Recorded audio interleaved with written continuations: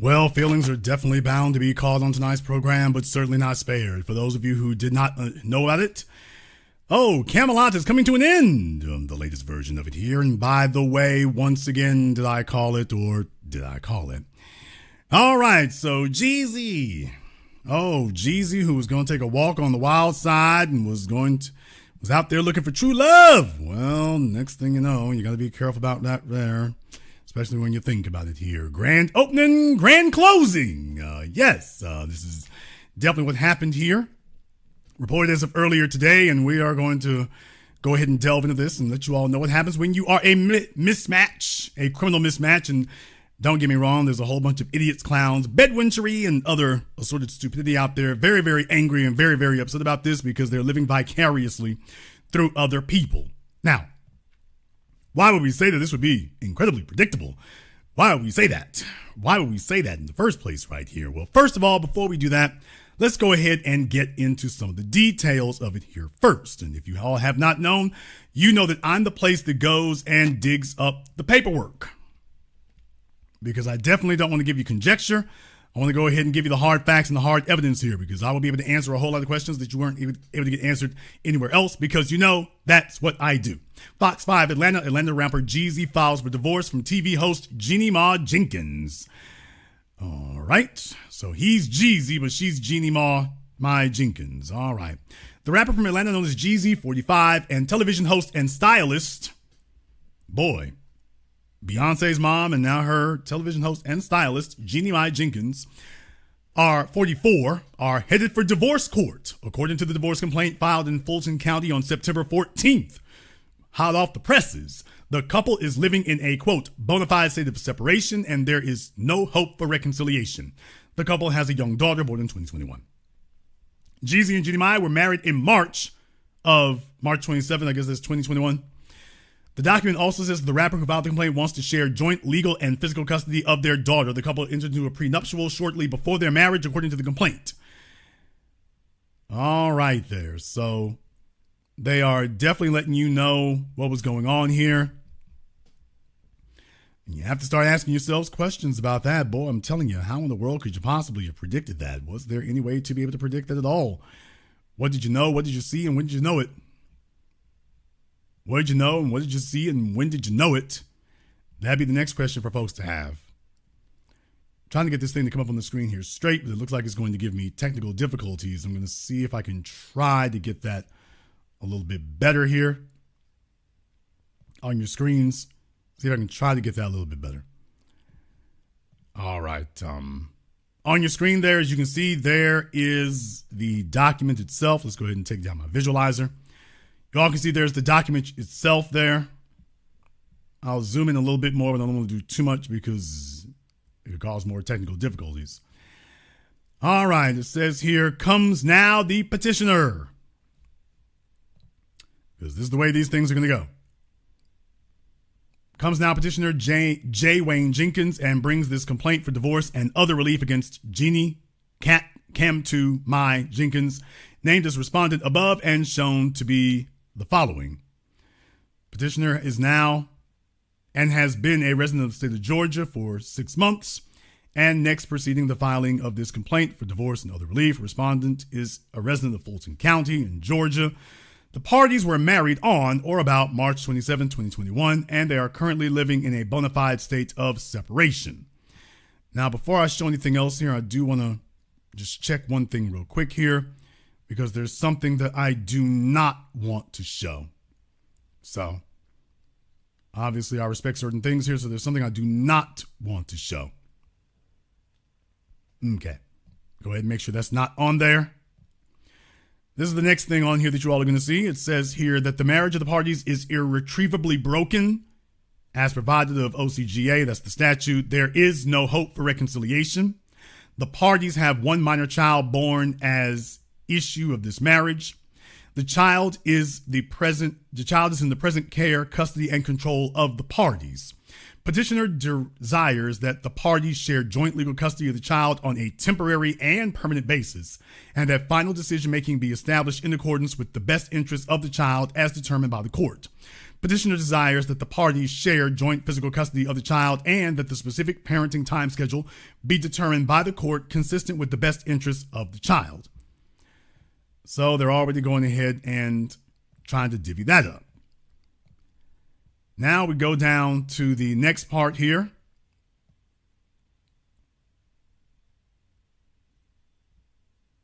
I'll make sure I get this next part here right, so you all can see it properly. This is the other part they're referring to here. It says, petitioner states that each party has an obligation to contribute to the support, maintenance, and education of the child, and child support should be determined in accordance with Georgia law. The parties entered into a prenuptial agreement dated March 26th, 2021, that was duly signed and executed by both petitioner and respondent on March 26, 2021, hereinafter the prenuptial agreement, and which resolves all financial issues incident to this divorce. We'll see about that. The prenuptial agreement should be enforced and the terms set forth therein made the final order of this court.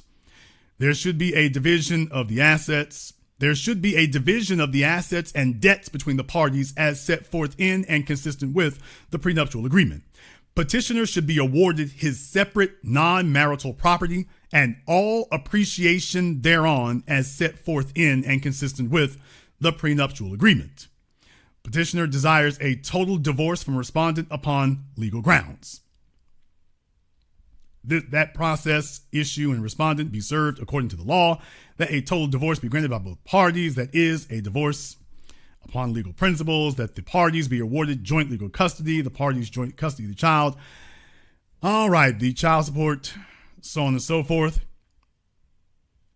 It says that the prenuptial agreement be enforced, down here, line F, that the prenuptial agreement be enforced and made the final order of this court, that she be awarded her premarital, separate, and non-marital property and all appreciation thereon, that the assets and debts of the parties be divided as set forth in the prenuptial agreement, that the standing order of this court case and the issue and for such other and further relief as the court deems proper under the circumstances. All righty then. Oh, that's not my line. Alrighty then. So there you go there with the details of it, and get ready to start slugging it out, because that's the way these things go for anybody who has been in divorce court. Because here's one little problem. And the little problem here is that Jeannie Mai is just a host on The Real. That's what she is. Jeannie Mai is a host on The Real. Jeannie Mai is not worth nearly as much as Jeezy.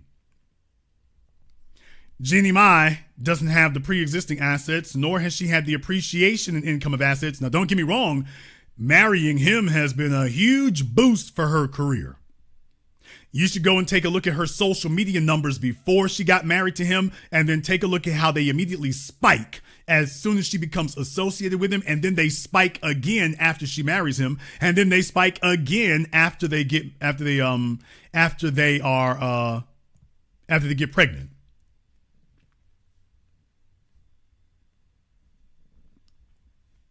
Think about that for a few moments.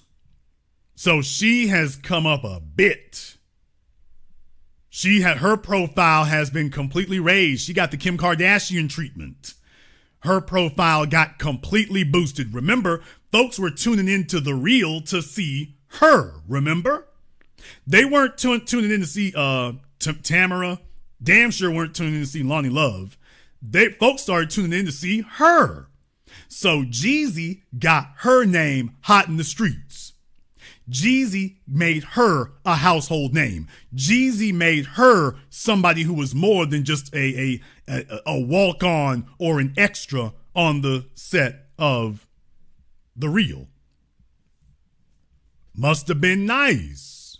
Yeah, but then you all have to remember how those television shows work. Remember, just a few years ago, there were reports that she was complaining because allegedly Tamara and Lonnie Love were getting millions, and her and the other chick, Houghton, were just getting a couple 100,000. Then you have to add into it that, by the way, Jeezy has been busy. Jason, what do you mean? Jeezy has been busy trying to stack his paper up. So we've got reports that he's worth as much as $10 million right now. So his music catalog, he's bought real estate in Atlanta.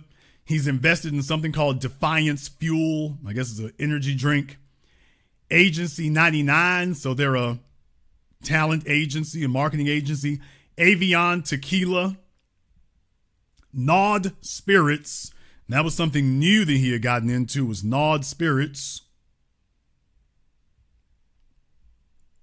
So, yeah, he was doing different things. And he's been investing in things since he got married to her. You all do understand that, don't you? That's marital property. You ain't gonna get around that. That's marital property. That's marital property. We're not really sure how that would go. You think she's just going to let that ride off into the sunset? I don't think so. Well, Jason, why would you say that? I don't think that's going to be the case because I don't think that can be the case. I don't think it's going to be because I don't think it can be. Truth be told, I don't think you can do that. I don't think she can allow such a thing to occur. But why?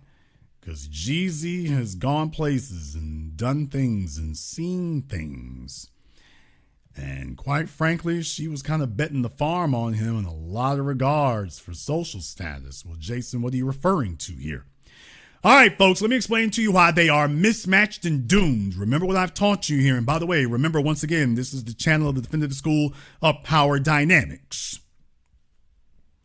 This channel is the Definitive School of Power Dynamics, and I want to show you where the power dynamics were all messed up and all wrong. Let's take you back to where we were before here. Let's take you back to that. And you can see on Instagram, this is from Jeannie Mai's Instagram. You can see what she's putting up here.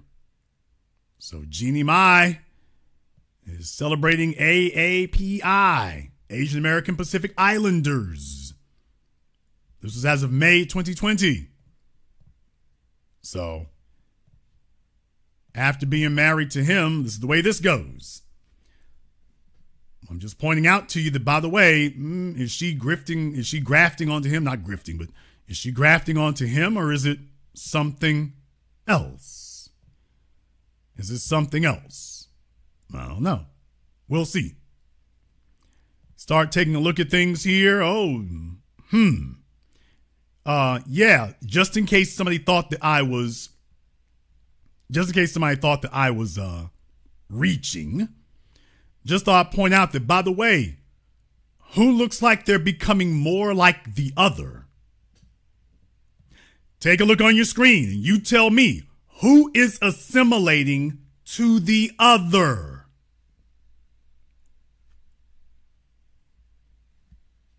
Oh, nobody. This is why I wanted to show you all this before she goes and yanks it all down. Now that she's been served, you got served. Now that she's been served, I wanted to go ahead and just show this to you all here before she went ahead and took that down, because I didn't want to take a chance on something else occurring or not being able to get that to work out. So, yeah, that's what happened.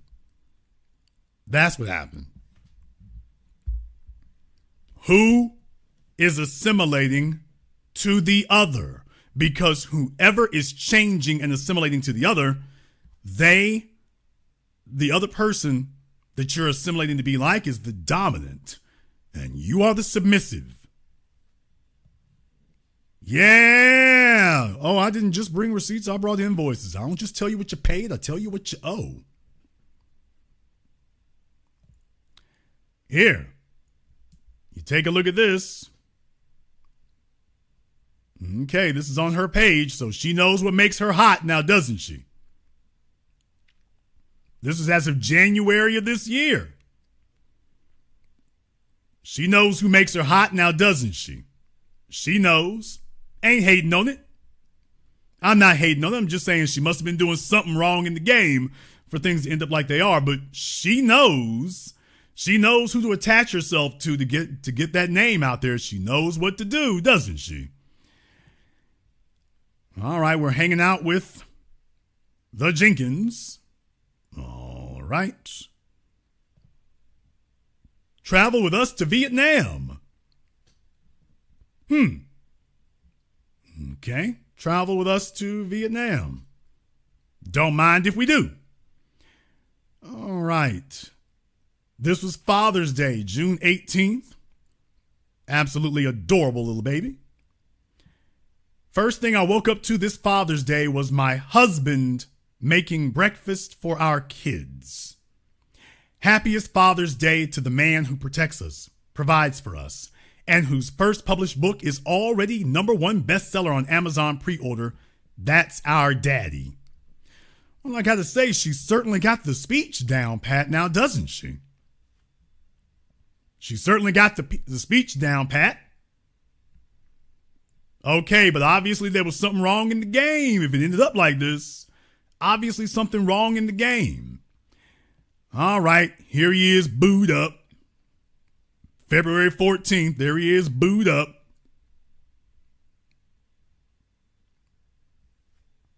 Just 6 months ago, booed up.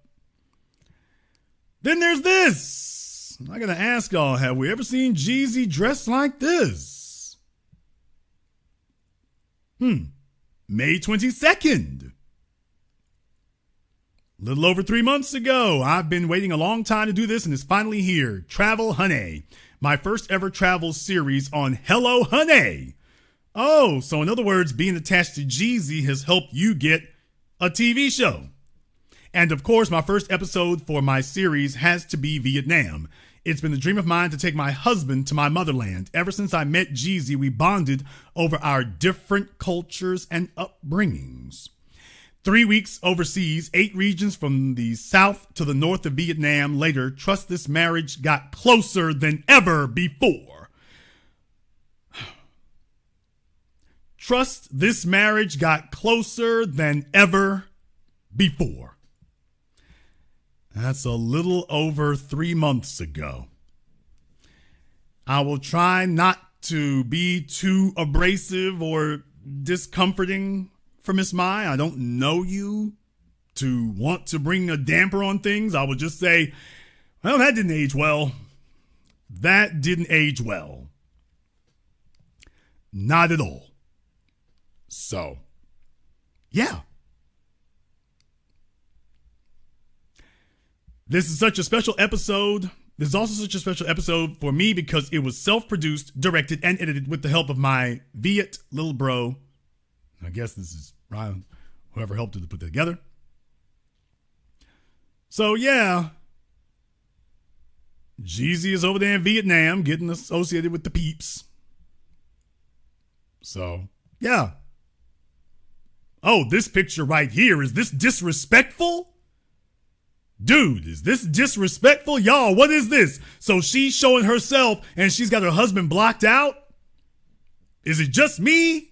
Is it just me? So it's her Instagram and you can see her just like, okay, well, is that a tourist you were clinking glasses with? What's going on? What's going on? Who's the person you're clinking glasses with? All right. Taking their bicycles around. Obviously, the freeways are under construction. Man, Jeezy. All right. Y'all, hey. Happy wife, happy life. Happy wife, happy life. All right. All right. This looks familiar to Russell Wilson and Ciara. Wonder if history will repeat itself.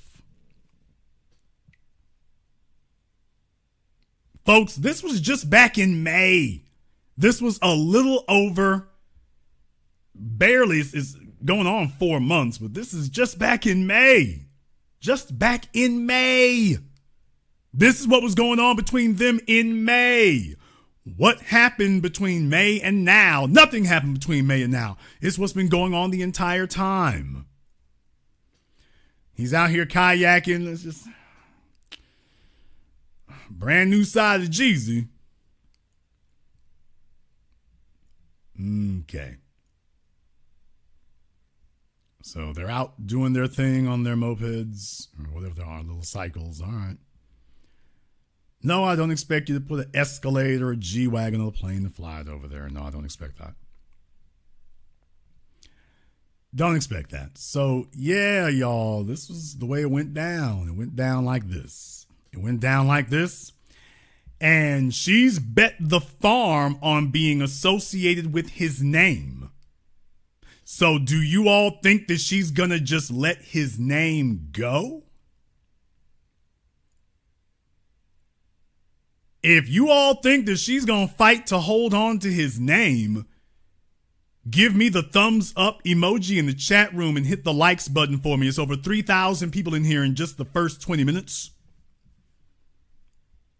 But just to let everyone know that you agree with what you're hearing here, whether YouTube shares it or not, if you agree with me, if you think she's going to fight to hold on to that name, give me the thumbs up emoji in the chat room and hit the likes button for me. Or we'll go ahead and wrap this up. It's Friday. I got things to do. We can do that also. I'm not here to down anybody. I'm not here to down anything, but I do want to take it as an opportunity, as a teaching moment here, because I want folks to know exactly what they're getting into and, more importantly, why.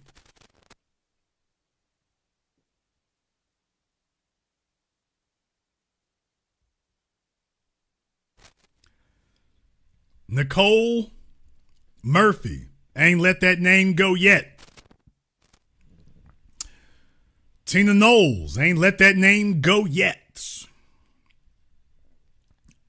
Kimora Lee Simmons, is she still running around calling herself Kimora Lee Simmons? So when you got something that is important, you're going to hold on to that. I've got a couple of uncomfortable things I want to go over here first. Now, I'm warning you, it will be uncomfortable. And by the way, I'm not kicking nobody when they're down. I'm just saying sometimes in your desperation to prove something, sometimes in your recklessness to try to show something or try to show that you can gain access where other people can't and whatnot, you start overlooking things. If you'll all remember from the very beginning, I told you all, and I thought this was a valid question. This is a Vietnamese girl raised among Vietnamese people, calls Vietnam the motherland. Why is it that a Vietnamese man did not choose her? What was it that the Vietnamese men saw, encountered, experienced that told them to go in a different direction? What was it? What was it? See, this is a game, this is a little mind game that folks play with themselves that, oh, I'm so special and I'm so great. No. She was raised among Vietnamese people. What was it that they saw that told them, not so sure about this one? I don't mean to down someone. I am certainly sympathetic to their life experiences, but I also don't think that you can ignore the life experiences. I don't think you can ignore the life experiences. And for that reason, when I take a look at something here like Entertainment Tonight, talking about this, talking about Jeannie Mai, you can see what they said here. Jeannie Mai shares why she changed her mind about motherhood. Remember, this is a woman who was going on 40 when she met Jeezy, because that's what black men do. So she was going on 40 when she met him. She was what, 40 or 42 when she gave 40, 41, or she's 44 now. When she gave birth, she was 40, 41, whatever. And she said she changed her mind about having children. Now, wait till you hear the reason why. Because that's the important part, is why. Okay, this thing is on my screen, messing up. What are you doing? Let's not do that. Says here that Mai, who previously said she didn't want kids, explained the childhood trauma. Oh, hell. She explained the childhood trauma that led her to that decision and what changed her mind. Jeannie Mai is sharing what made her change her mind about motherhood in a new episode of her Hello Honey with Jeannie Mai YouTube channel. The Real co-host, who had previously been adamant about not wanting kids, says husband Jeezy shifted her outlook on the future and made her comfortable with starting a family. Yeah, but the real reason is, why was she uncomfortable doing it? Because this predates Jeezy. And remember, Jeezy, whatever trauma she has, that's what you're marrying. It says, and while Mai is excited to start her family, the pregnant TV personality, who has been open about the sexual abuse she endured as a child, admitted that she still worries if she'll be able to protect her child in the way that she wasn't protected herself. In 2019, Mai shared that she was molested by a family member at age 9. The years of alleged abuse by who she says was a 16-year-old cousin who babysat her after school led to a nearly 10-year falling out with her mother, Olivia, who initially didn't believe her. It's something the host said she's still working through today. This is what Jeezy married. And I don't say that to be demeaning or denigrating to her. I don't say that to be unsympathetic. I am completely sympathetic. But what I'm saying is, she's giving you warning signs. She is telling you that she's been through a trauma that not only, left scars on her, but also led to a rift between her and the feminine role model in her family, her own mother. And that now her priority is protecting her daughter. Protecting from what? You got Jeezy sitting there. What are you still trying to protect them from with him sitting right there? What she's saying is, you're here, but I don't trust you. Not really. It goes on to say here, the quote, as a child, when you are taken from things that feel good and whole and safe, it's hard to see anything as trustworthy moving forward. It's hard to see anything as trustworthy moving forward.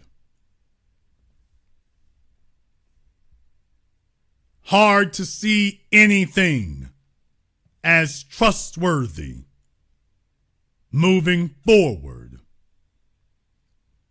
Hard to see anything as trustworthy moving forward. Hard to see anything as trustworthy.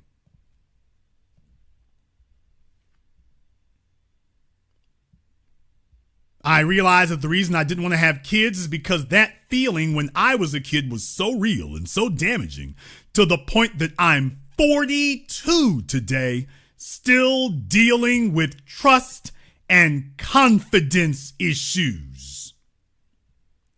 Still dealing with trust and confidence issues. Okay. All right. Okay. Still doubt me that this was a mismatch and doomed from the beginning, doomed to fail. Still doubt me. Still think I'm maybe reaching or stretching a little bit. Still think that that's what's actually going on there. Are you sure that I might not be on the money? Well, folks are not liking tonight's program here, so I'm going to wrap things up here in a little bit since my likes are not very good.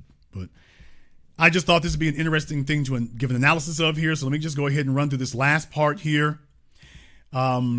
She says, finding out, Mai 42 talked about meeting Jeezy 43 and the relief that she felt after getting to know him and finding out that there was no pressure to have kids, quote, on either side. But as their relationship blossomed, so did her desire to build a family with the rapper and gave their child the childhood they, quote, never had. So Though that's what they're saying here now. After she's told you that, by the way, she said that twice. It's hard to see anything as trustworthy. I'm 42, still dealing with trust issues. Trust issues. When she says confidence, she doesn't mean confidence in herself. She means confidence in others.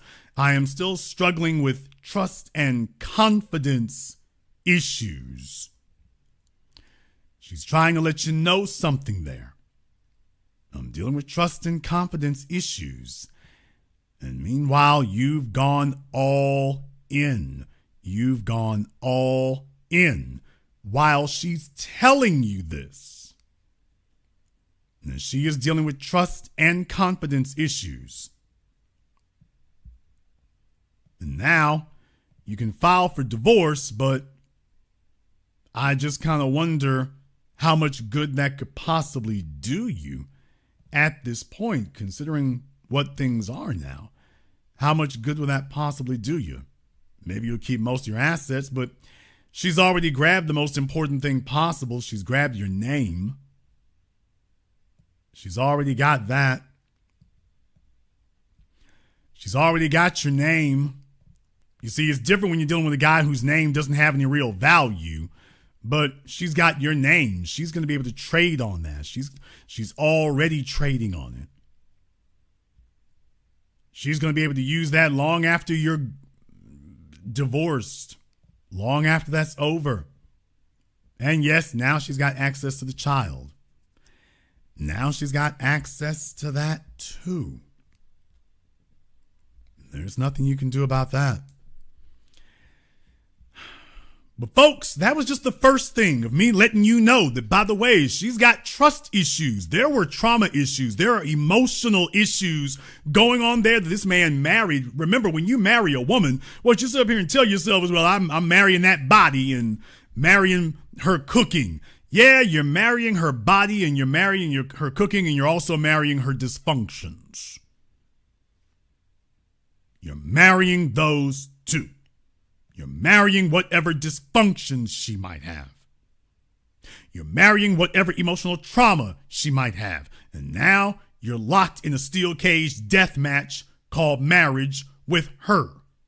And now all the anger and all the animosity and any other problems that she's had, she will now be taking all of that like some Dragon Ball Z ball of fury and tossing it at you with full force.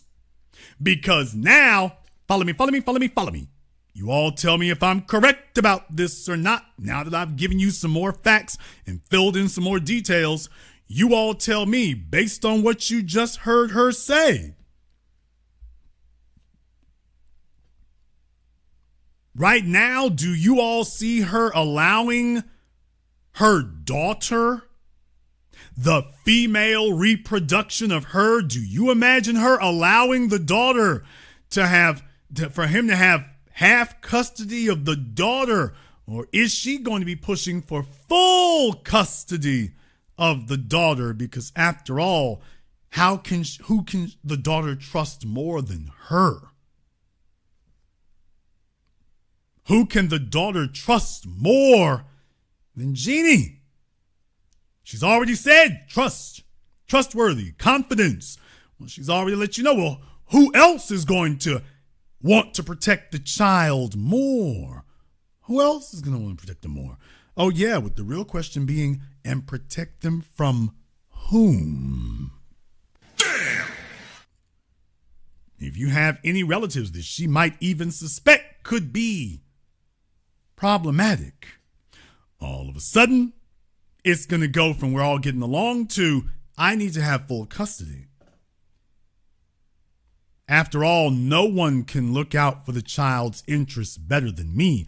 No, only someone who's been through that can properly protect the child, when in reality, you're the worst person to be protecting the child. You're the worst one to be doing it. Now I got to go a little bit further. I have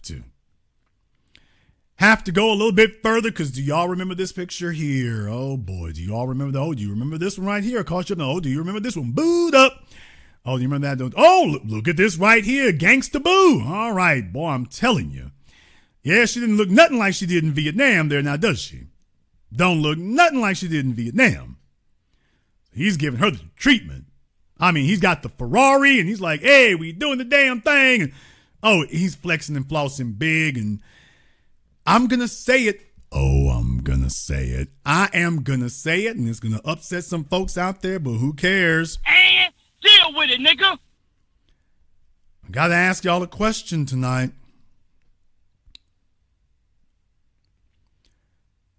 Does Jeezy get to cross back over here?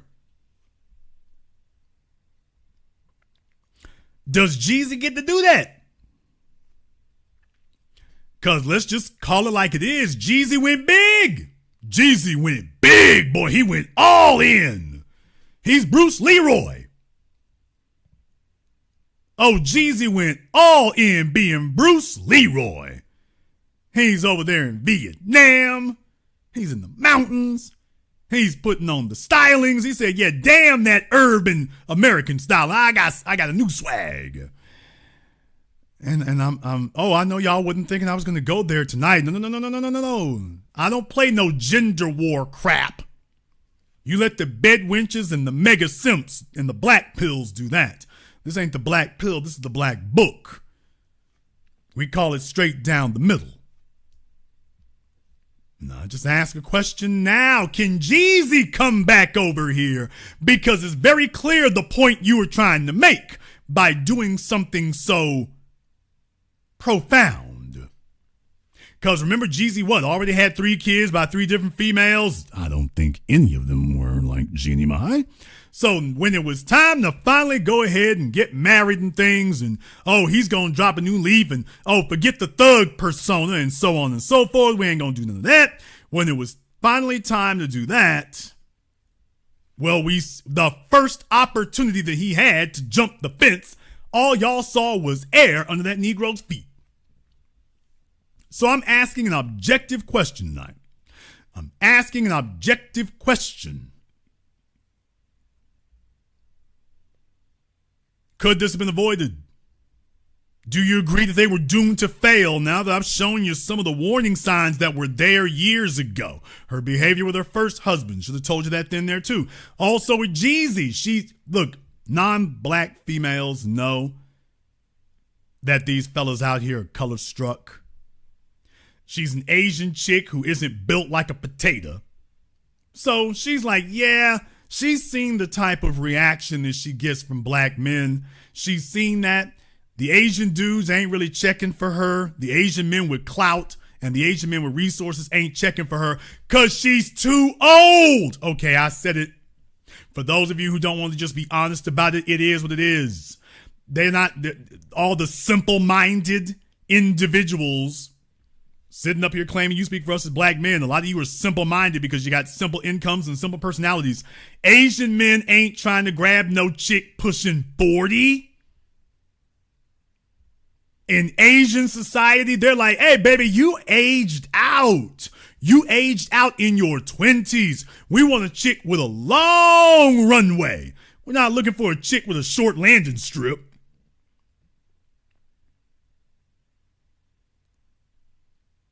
Oh, yeah, I got to remind you all about that. I got to remind you because these other folks won't put it in stark contrast for you. Jeannie Mai was old when she met Jeezy. In Asian society, she wasn't just old, she was aged out. Dudes are like, hey, you done had 20 years now to get locked down to some act right. You back on the market at 38? Problems. So no, she can't pivot back over there. So she said, look here, I need an escape plan. I need a bailout. I need this bailout. So when a woman is looking for a bailout, she goes for the low-hanging fruit and then she flaws. She's, can't y'all see I'm winning? There wasn't really any competition to get Jeezy in the first place, but all right, go ahead and knock yourself out because that's the way that goes. But can we just call it what it is? There weren't any, do you remember her first husband? Nobody knew who that dude was. Can anybody tell me Jeannie Mai's first husband's name off the top of your head? You got 5 seconds to put that in the chat. What's her first husband's name off the top of your head? 5, 4, 3, 2, 1. Nobody knows.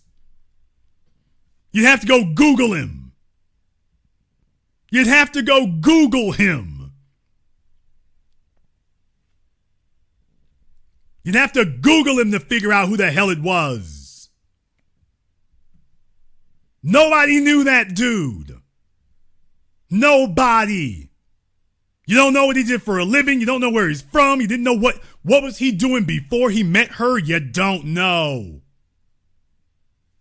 You don't know. And that's the reason that she scrambled for what she could get. The really big good rappers were gone. Jeezy, Kanye West, Kendrick Lamar. Yeah, they're already taken. Better grab Jeezy. Travis Scott, the Kardashians, they're doing what they do. Got him wrapped up, so that's it. You gotta get in where you fit in now. You gotta grab what you can get at your age. At your age. And take a look at how swiftly and deeply he jumped at it. So that tells you what it is. That tells you what it is. Yeah, we know her first husband has some suspected racist tendencies up in there. Okay, and then take a look at where she ends up at.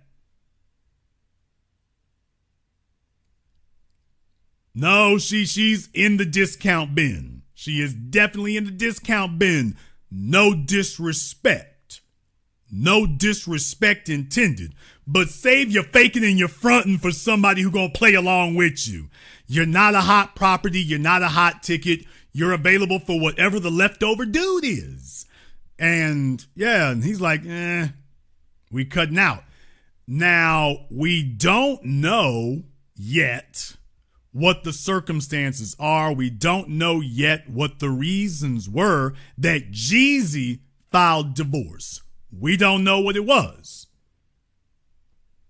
We don't know what it was yet, but you all are free to speculate. You're free to speculate on what that is. I'm just asking the question here. You see, Jeezy became a mascot for a lot of fellas out there and whatnot with their mama issues and their bastard baby issues. See, these guys think that they're trolling black women by promoting Asian women that they'll never be able to get in a relationship with. So you can't get one, so you big up in Jeezy. You become the male version of the hoes you complain about. I'll be damned. You become the male version of the hoes. I guess you're the male hose. Notice they done got real quiet today, huh?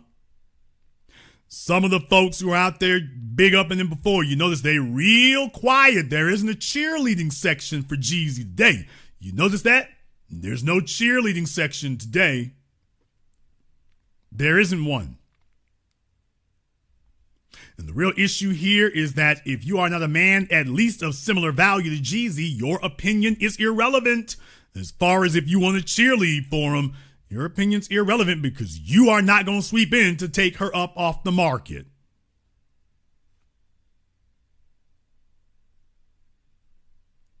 You are not going to swoop in to grab her up off the market and dump her butt cheeks in another Ferrari. You're not going to do that. You're going to sit there and smile and give likes and talk about Asian chicks be winning. Meanwhile, your broad is built like Gilbert Grape. But even if she weren't, it's not like you going to swoop in and pick up where Jeezy left off at and have Jeannie Mai sitting on yachts and Ferraris. It's not like that's going to occur. Men have to be very, very careful when they get themselves wrapped up in a mismatch. What you're supposed to do is sit there with Jeannie Mai. You ain't supposed to treat her like the superior white savior, and she's here to domesticate the savage Negro. You Mr. Thug and Mr. Hard, and she's Miss Cute and Demure. It's like, cute and demure chicks don't really Real hard niggas don't really want cute, demure chicks. It's like, hey, baby, you too soft for all that. If he's really out here on this road and living that life, you too soft. Let's go ahead and just talk about a couple of things here. First, people, you can't change people once they get a certain age. I've been telling you this now for years. It can hurt your damn feelings if you want to, but it's the truth. You might as well go ahead and sit on that. And deal with it, nigga. You can't change people once they get a certain age. You're just going to have to accept it. Whatever you see, that's it. Especially women. Folks, when a woman reaches 28 years old, that's it. That's a wrap. You are not going to be able to make any radical changes.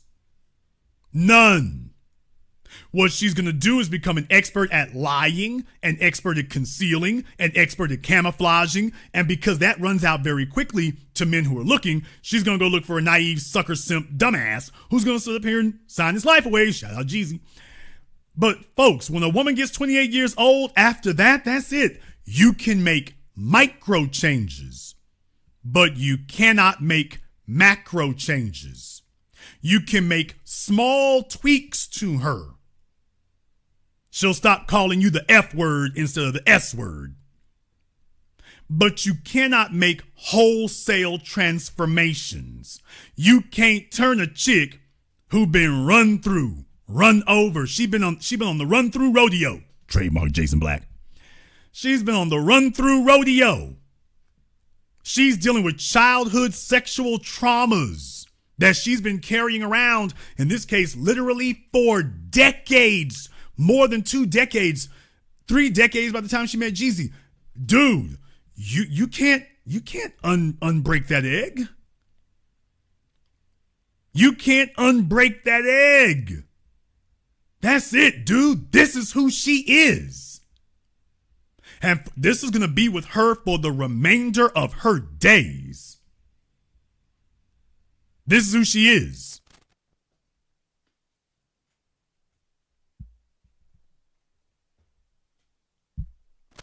This is what you're going to have to deal with. This is the woman you're going to marry. And there will be slight changes, but there will not be wholesale transformations because there cannot be wholesale transformations.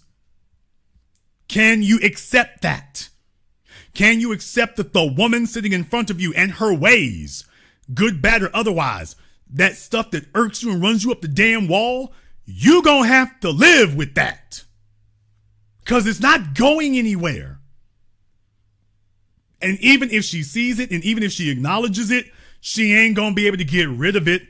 Remember what I told you all, that when it comes to a certain point in life, we can't kick the demons are riding in the car with us. Now, that doesn't mean that you have to let the demons drive the car. Preferably, you can put the demons in the trunk of the car. It's very unlikely that you can get the demons out. If the demons are in the car, your demons, you're probably going to be sitting with them for the remainder of your days because they're incorporated as a part of your being. And you're going to have to make peace with this demon sitting here because you won't be able to get rid of them after a certain point. That's basic psychology. What they really teach you in psychology and therapy and all this old garbage is simply how to live with your demons. Because they understand at a certain point it's incorporated into your being. You will never be able to get rid of it. You'd have to become a different person. And becoming a different person means different formative experiences. Now, what they try to teach you is how to respond to things differently. Yeah, but if you're carrying around 3 decades of emotional trauma, you got way more years behind you than you do in front of you. So hopefully changing the way you respond to things, that means the demons don't drive the car. Usually they'll be sitting in the passenger seat. Most of the time, if you're successful, you can maybe put the demons in the back seat, but you can't get them out of the car. Preferably, we're going to stuff his ass in the trunk. But even then, he going to be back there. Hey, nigga, let me out. You know I'm getting out, right? Hey. Let me find this green latch up in here. But that's literally what it is. for the remainder of your days, your demons will be talking to you. They'll be speaking to you. Maybe you'll get better at drowning his voice out or killing the volume down, but you will not be able to get rid of him. And that's what you're going to marry. And you got to be cool and sure that you can live with this. You got to be sure that you can live with this. Because if you can't, you're done. You got to make sure you can live with this. And I'm just telling you that when you're dealing with a chick who's dealing with childhood traumas and all that, man, that's what you are going to have. You dealing with a chick who's been run through, man, that's what you're going to have, dude. You ain't going to be able to get away from that. Fellas, this is what I told you before. Look here. If you're going to marry a hoe, you better be down for the hoeing. That's it. This is what you got. Ladies, if you marry a mama's boy, you better be cool with the mama's boy. You got to be all right with that. Because that's what it's going to be. He's set in, once he gets into his, now for men it's a little bit different. Once we get into our late 30s, he's set in his ways. That's it. This is what you in for. This is who he's going to be. For females, it's their late 20s. For males, it's their mid to late 30s. That this is the fella you married. If he doesn't have drive and ambition, life is going to have to beat his ass to get him to respond differently. Notice I did not say change. Notice I said to respond differently. But here's the thing. You ain't going to be able to do it. Your kissing, your loving, your sex, your withholding of sex, your put downs, your insults, your reverse psychology, none of that's going to work. Once he gets in his 30s, that's it. You can't change that. Life is going to have to change it.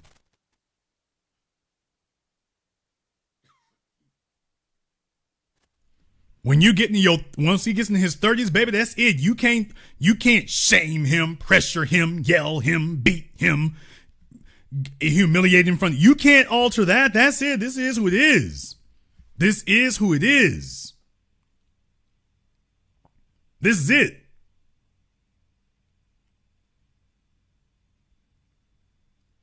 This is it.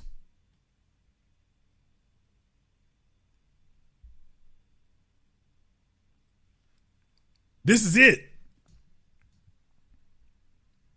And if you didn't do your due diligence, and if you didn't check under the hood, and if you didn't make sure that you could live with all these deficiencies, notice I didn't say get rid of them. It's like, hey, folks, y'all know what it is. You shouldn't marry someone that you want to change. You can't marry someone you want to change.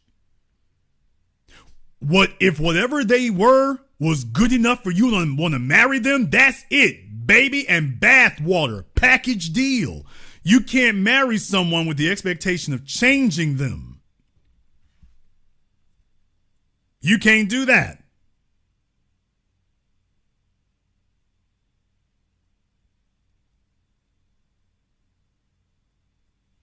You can't do that.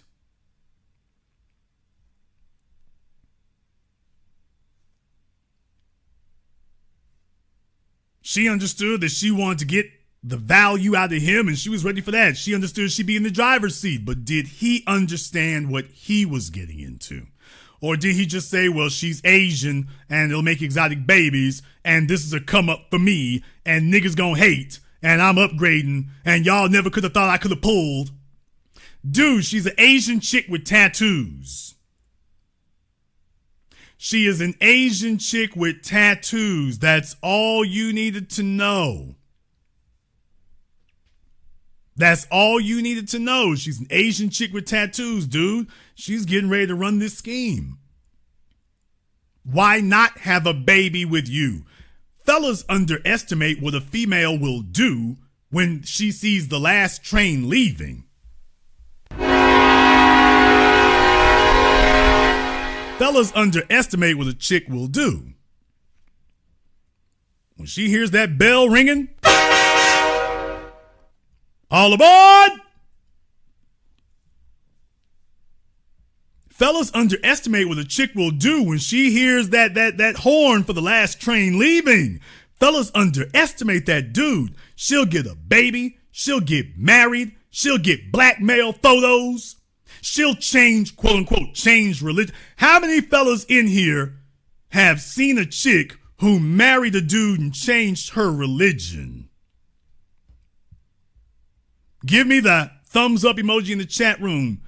For those of you who've seen a chick who married a fella and changed her religion, you knew her whole damn life. She's never known anything about Buddhism, Islam, or nothing. She met this dude and she wants to get married, and all of a sudden she has converted religions. If she was a Christian, she changed to his, and if she didn't have a religion, all of a sudden she got one. Hell, some of y'all know chicks who change religions with every man they get with. Whatever his is, hers is. Can I get a witness? Can I get a witness? Fellas underestimate what a chick will do when she hears that last train leaving the station. She's like, hey, look here, I gotta get a seat. I gotta get a seat. I gotta get a seat. Fellas underestimate that at their own peril.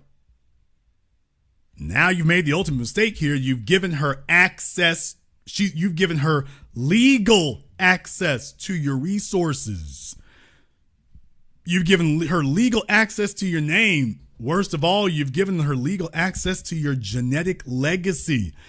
And what I'm telling you is that every fella in here who's dealt with a crazy chick, crazy chicks don't stop being crazy. They just get older. And then once kids are in the equation, that child becomes two things. It becomes something she can control. Crazy chicks don't care. They grenade their lives. They destroy their lives. And then when they have children, they destroy the children. Only now she's got an extra incentive because now she can punish you. Because think about this for a few moments. Jeannie Mai can't be happy about this. If Jeezy is the one who filed for divorce and she's built her name on him, and now she got to sit here and go back to her Asian family with her tail tucked between her legs, you done brought this back of the ghetto nigga over here to all of us. You done sat up here and had house parties and every damn thing else. We thought the white dude you was with was the worst that could happen here. Now take a look at what the hell you done did here. Oh, no. Do you think she's going to let that go? Do you think she's going to let that off the hook? Do you think that's going to happen? Or do you think she's like, you know what, Jeezy, you were the last damn train leaving. This nigga saw her into her mid-40s. Who is the man who wants to follow up behind young Jeezy? Who's the man who's going to stand up and stand in line to follow up behind that? Who's going to do that? Who is? Or is she going to say, man, look here, I'm going to drag your ass. You going to send me back to the sexual marketplace in my damn 40s with a kid? You made me a single mom in my 40s with a kid? 44 years old with a kid? Me and this kid gonna be kicking it till I'm 60. Oh, and you just gonna walk out? Oh, I think not. I think not. She's like, I've been hanging around enough black women. I know how to deal with this. Oh, no, it's World War V up in here. Oh, no, dude, I'm giving you the business. I'm giving you the business.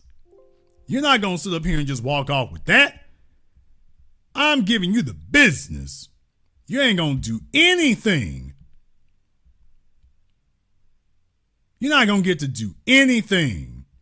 Mark my words. I'm not telling you that it's going to be a quote unquote messy divorce. What I'm telling you is that she is going to make sure, hey, dude, this is going to cost both of us. It ain't going to just cost me. This is going to cost both of us. On account of the fact that I don't get to go back to my people. They'll all be sitting there. We told you not to get with that nigga. We told you not to do that. That's what her folks gonna say. We told you not to do that. We told you that was a stupid idea. We told you that was a bad idea. We told you always been messed up in the head. We told you not to do that. You went off and did that anyway. The family's gonna be like, yeah, you're on your own. The community's gonna be like, yeah, you're on your own. Who are the Vietnamese men who are such hip hop fans that they're gonna follow up behind young Jeezy? Who's gonna do that? Who is? There's a life lesson to be learned here. However, you might disagree. Therefore, the telephone lines are now open. And the number is 646-787-1933. That's 646-787-1933. Your personal access code to the program that all your favorite YouTubers love to hate watch. This is the one. Also going to go ahead and put up the link to Zoom in the chat room there. We'll go ahead and put the link to that up as well. So you all can go ahead and join us over there. Remember that we do give preferential treatment to Zoom. So if you do call in on Zoom, we do give preferential treatment. You do get priority. However, just remember you have to have your camera and your microphone on if you're going to be on Zoom. That's all you need to do there. Sit back, smile, and dial, and do as you do here. I also want to thank everyone who has contributed to support tonight's program on PayPal, CashApp, Super Chat.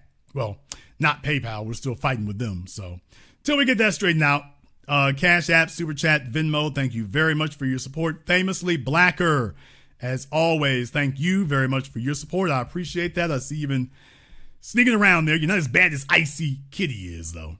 You're not as bad as she is just yet. So I'll just keep that in mind. You're not as bad as she is. All right, we're going to go ahead and, okay, let me throw my links up here.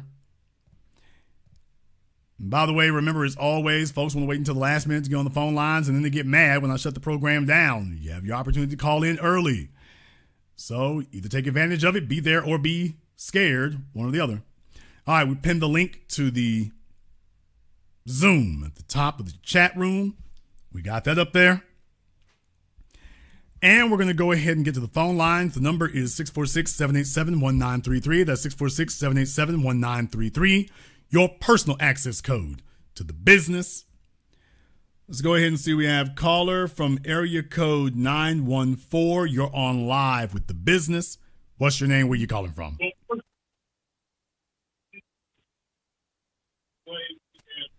Caller from area code 914. Last try. You're on live. Yeah, my name is Al. I'm calling from the Rochelle. Okay, he is smoking dope right now. We'll come back to him later. Call him area code 615. You're on live with the business. What's your name? Where you calling from? What's going on? This is the number one stunner calling from Nashville, Tennessee. All right, number one from Nashville. What's on your mind?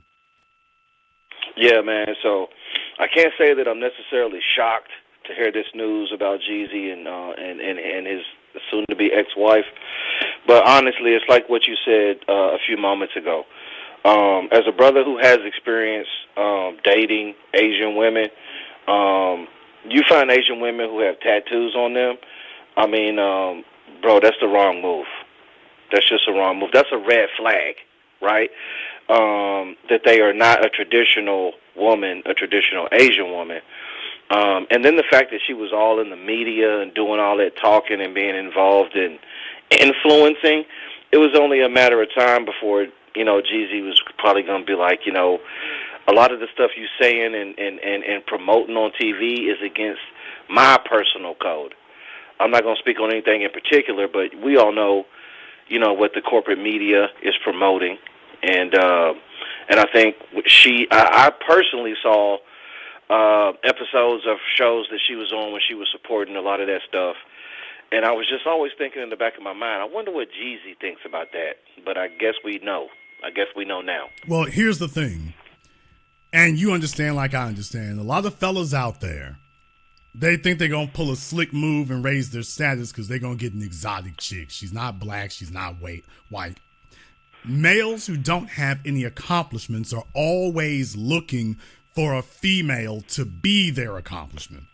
So then it's like, okay, he doesn't have any money, he doesn't have any status, he doesn't have anything going for himself, or he's not really highly respected among his peers. Let's go see if we can pull a slick move and get some sexual power. So then we start talking about low-hanging fruit. Now let's just keep it real. When you see an Asian chick, a Middle Eastern chick, Indian chick with tattoos, Negro, you know what you're dealing with. She's the low-hanging fruit among her group. They don't do that. And we shouldn't be either. But by the way, you know us already. She's the low-hanging fruit. Here's the problem. If she's willing to take up with you, she's not the low-hanging fruit. You are. You are. Right. Now, there's the thing that fellas don't want to acknowledge. By the way, if this chick who's all tatted up and is always hanging with black men, by the way, if she is willing to take you, she's not the low-hanging fruit. You are. And she's only talking to you if she can hide the association, wait for an Asian man or a white man of some means to come along, or if she's just totally toe up from the flow up. In that case, then she's like, okay, well, let me see what I can get. And these fellas are unsuspecting, totally unsuspecting. Now, some folks will try to sit up here and be slick and talk about South Asia. It doesn't make any damn difference. It doesn't make a difference about Southern Asia and Vietnam and Cambodia and Thailand and Philippines and all that mess. That doesn't matter. It's never mattered. Fellas like to sit up here and play head games with themselves. You know what them folks really think. You know what them folks really about. You looking for a sexual conquest. All I'm saying, I'm not even going to judge you for that necessarily. What I am going to say is, by the way, don't get confused. Don't confuse yourself into thinking that you've crossed out of black society, because you haven't.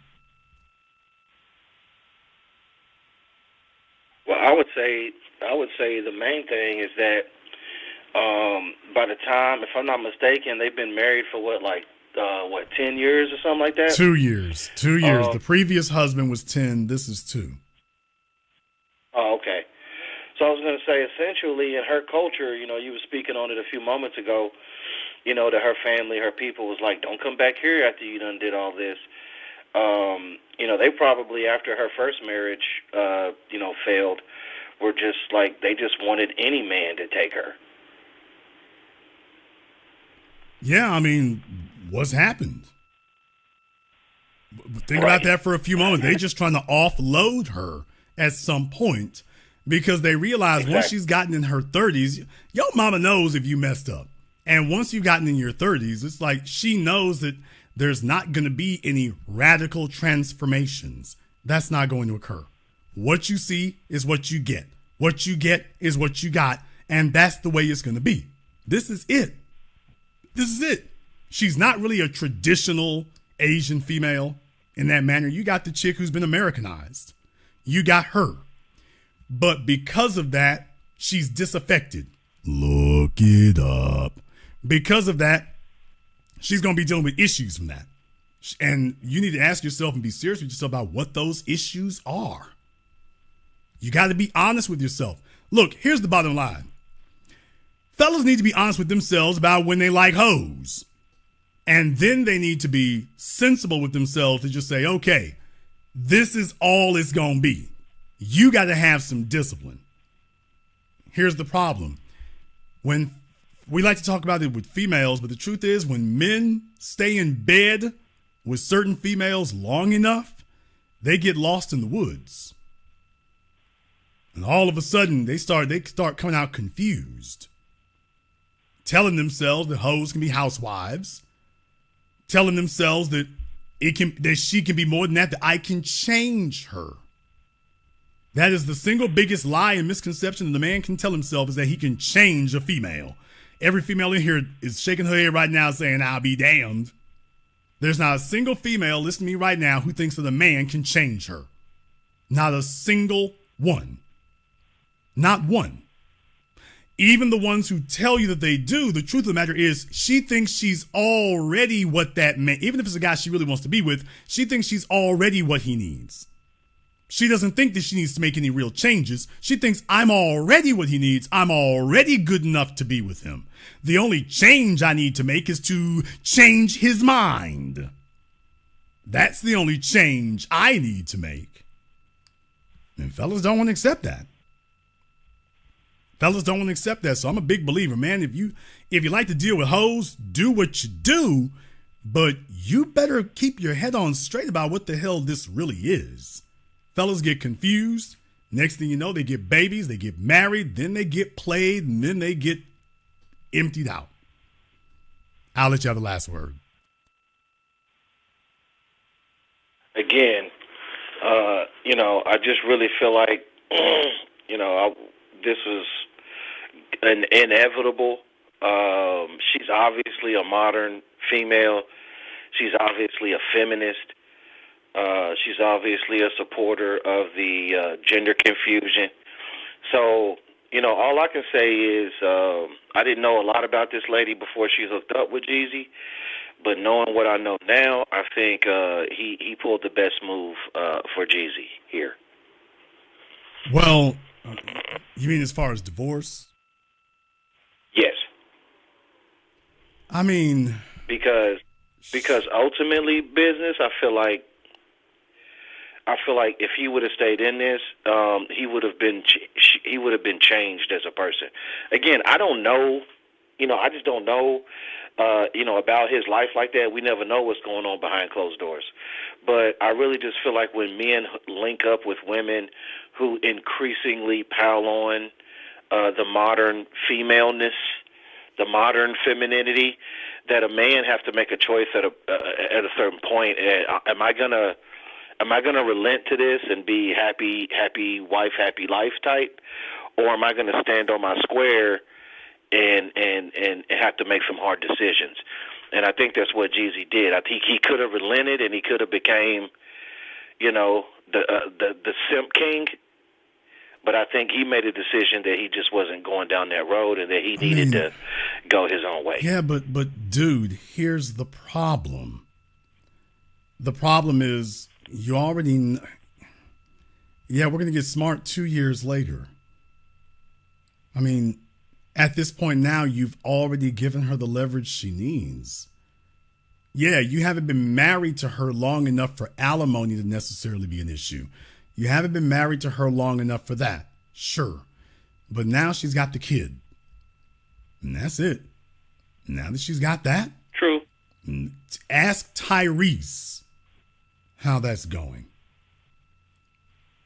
Ask Kevin Costner how that's going. We can go down the list. You ask them how that's going. She already knows the hustle. And I got the kid. Now we ain't dealing with a fellow working at General Mills or General Motors. We're dealing with Jeezy. Oh, that's it. Every time he comes up, the more he builds, the more she gets access to. I mean, that's really just what it is now. So what I'm saying is there are no easy answers at this point. So it's like, well, he did the right thing here. I'm like, well, I mean, I guess relatively speaking, if you mean staying for 2 years as opposed to staying for 12 years, well, yeah, but yes, how much? Yeah, yes, but how much more more leverage? Because we all know men. Again, the men you named, they made this same mistake. So this is a mistake that. But she doesn't need 5 kids for that. But she doesn't need 5. Okay, but she doesn't need 5 kids for that. It doesn't. She's already got as much leverage as she needs now. She doesn't need 5 kids for that. I mean, he fucked up, man. But, she's got all the access she needs now with just the one. She's got all the access she needs now. That's the real thing. She's got enough access now to make it where you get to the divorce easy, do the child support so she can get back to the public image thing, and then just start wearing you out for the next 18 years. That's the real thing. She'll be cheering for you, everything, and just now I'm here to wear you out. Behind the scenes, on the low, I'm here to just wear you out now. Every time you turn around, this is what it's going to be. If her money starts drying up because she's no longer Mrs. Jenkins, which, by the way, did you ever think Mrs. Jenkins would be a prestigious name? Anyway, she's no longer Mrs. Jenkins. Dude, that's it. Like, I'm just saying, she's already shown you what she's willing to do to get the bag and to get the safety net going into the age of 40. You'd be stupid to put anything past her now. I'll let you have the last word. I appreciate it, man. No, I just, again, mistakes have been made, but when you make a wrong turn, it takes a real man to admit to himself that I done went down the wrong road and I need to go back the other way. And like I said, he could have wasted years more of his life, and he could have also been spending years more of his life explaining how his personal views on things meshed with his wives. And again, I think that behind the doors, I think that was probably a big issue. And if he's going to continue to stand on his name and his reputation as a rapper, as a street dude, as a businessman, he was going to have to take a stand on whether he was fitting to be Jeezy Jenkins or he was going to be Mr. Jeannie Mai. So with that, my man, I appreciate the platform. Do your thing. Have a good night, brother. Thank you very much for giving us a call. Let me get caller from area code 908. You're on live with The Business. What's your name? Where are you calling from? I'm from New Jersey. My name is Miss Francois. And I saw this train wreck was going to be wrecked a long time ago when she was on the talk. When she said that she don't take nothing like dark but leftovers, something to that effect she said. And I said, brother, you in trouble. I'm a seasoned woman, and I'm established. And when I okay, looked at turn this off brother, and turn I was off like, your "You going to the speakers, ma'am. bottom of the barrel." Ma'am, turn off your speakers. So, you're not listening on the phone. I'm sorry. You need to turn off your speakers. Okay, that's better? Okay. That's better? Okay. And I knew this was going to be a train wreck. So I'm a seasoned woman, and I'm a little older, and I looked at this brother, and I was like, you in trouble. Because when that white guy she was married with, he wouldn't even give her a child. Then she going to go with somebody black? And well, then like I say, pregnant? definitely you're right about the dark meat comment. Certainly, folks should pay attention to those things. It comes back to bite you. Thank you very much for giving us a call tonight, folks. Turn off your speakers, by the way. It gets confused. You'll be confused, and it certainly is not going to be a good sound. So let me get caller from area code 410. You're on live with The Business. What's your name? Where are you calling from? John from Maryland, Baltimore. All right, John from Baltimore. What's on your mind? You said that a girl with tattoos, she it's just a no-go zone, like this girl, Jeannie Mai, at all. I'm kind of in a dilemma to see whether I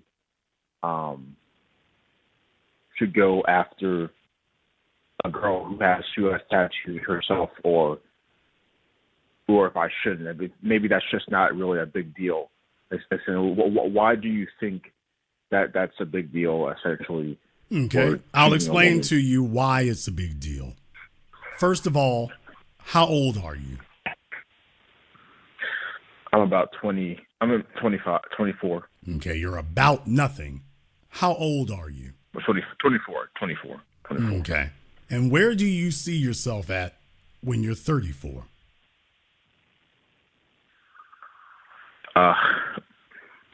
Probably married, to be honest. Okay. Anything else? Successful. Successful. Can you be specific about what exactly your definition of successful is? Okay. Hopefully, owning my own company, tech company, owning my own tech company, probably having a lot of real estate, a lot of influence, a lot of connections, things along those lines. Okay. Well, certainly that sounds like a sensible goal there to have. The thing is that, okay, sir, calm down, sir. Calm down. Hosting the program. Now, the reason why I asked you that was because that's what determines what type of female you should be trying to attract. If you're telling me that currently you're looking towards building and having a life of exceptional value, well, then first and foremost, we have to ask ourselves, what type of female accommodates and enhances a man with those type of goals? That you don't want to just own real estate, you want to deal in real estate. That's great, that's wonderful. What type of female enhances your ability? And then what type of female is an obstacle or a difficulty to that ability? And you see, if you can't spot those types of deficient character traits, if you can't spot those early, you're a dead duck. You're a dead duck. And that's the real issue. That is the real issue. So when you have a female who doesn't exhibit certain character traits, if you have someone who doesn't exhibit certain character traits, then that's a problem. And you need to be able to spot whether or not she's carrying traumas, whether or not she's carrying disciplinary problems, whether or not she's carrying sexual issues, unresolved daddy issues, sexual traumas, sexual imbalance and emotional imbalances. You have to see those kind of things. Now that I've explained that to you, my next statement will probably make a little more sense to you.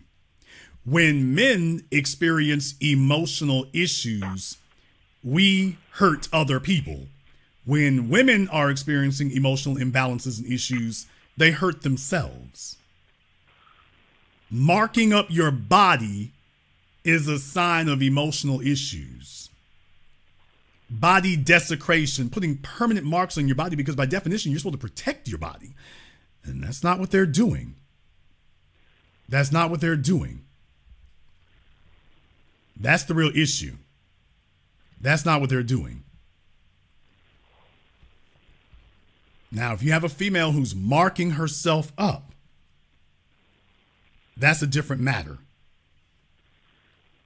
Do you think there's a problem with a female who sits there and marks up her body?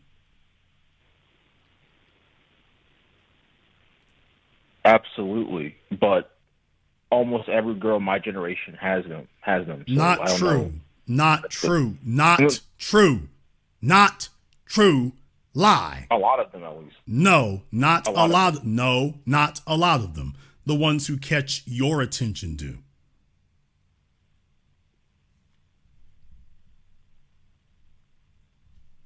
All right. Yeah, thank you. The ones who catch your attention do. Now, let's be very, very clear. A female usually needs to be built a certain type of way. If she wants to start wearing tattoos, yeah, she got to have the package that goes with it, usually. Yeah, that package usually tends to get attention. And what I'm saying is that you need to recognize that when a female is using certain characteristics to get a conversation, to get things, but the markings on her show you what she's really trying to gain and the issues.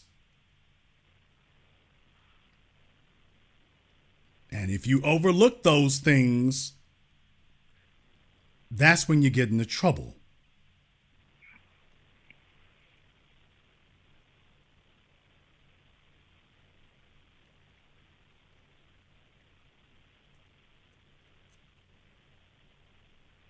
You're 24 years old, and right now, I don't think you're evaluating females in a mature way. I think you're evaluating them the way 24-year-olds do, whether or not you are physically attracted to her first and foremost.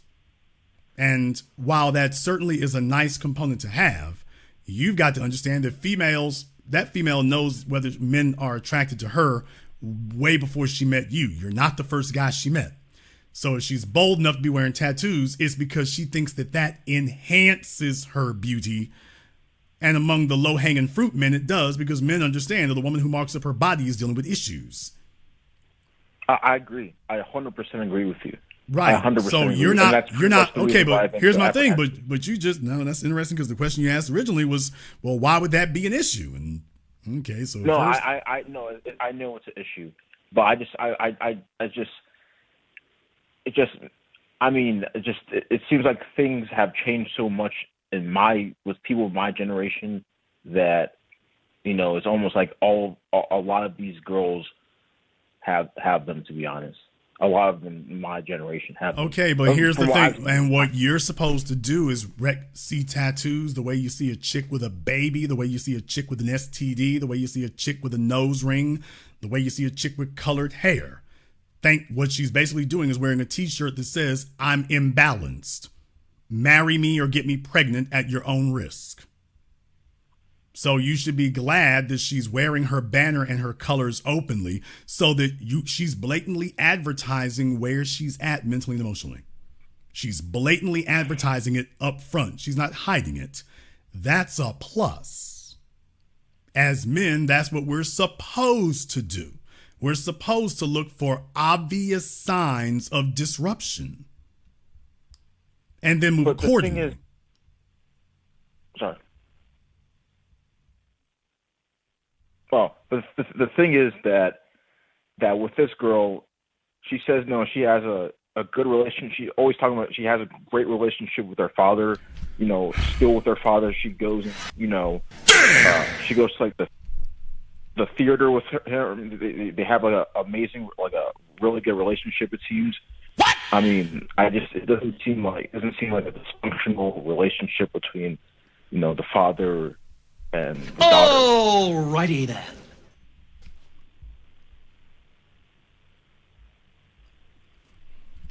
Okay. Folks, brother, I just did a program a couple of weeks ago about father doesn't know best. Okay, just a couple of weeks ago.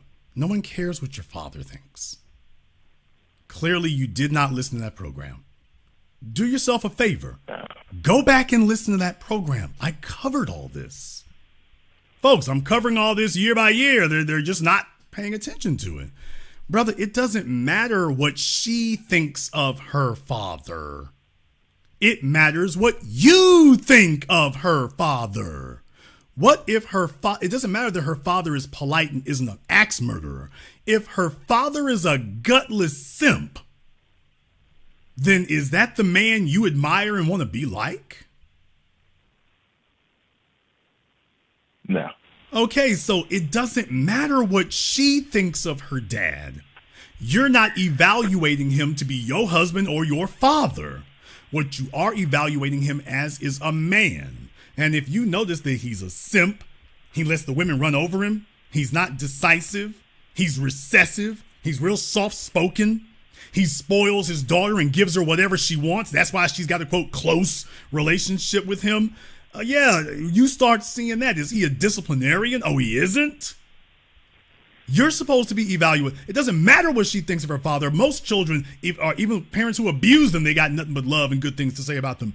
You can't afford to be the simple-minded, brother. You can't afford to be the simple-minded about this. You're supposed to already know. It doesn't matter. Quote, she got a good relationship with her father. You all have sat up here and been misinformed for years.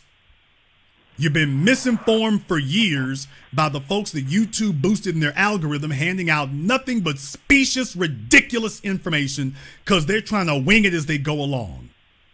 I ain't trying to wing it. I don't give a damn what your relationship with your father is like.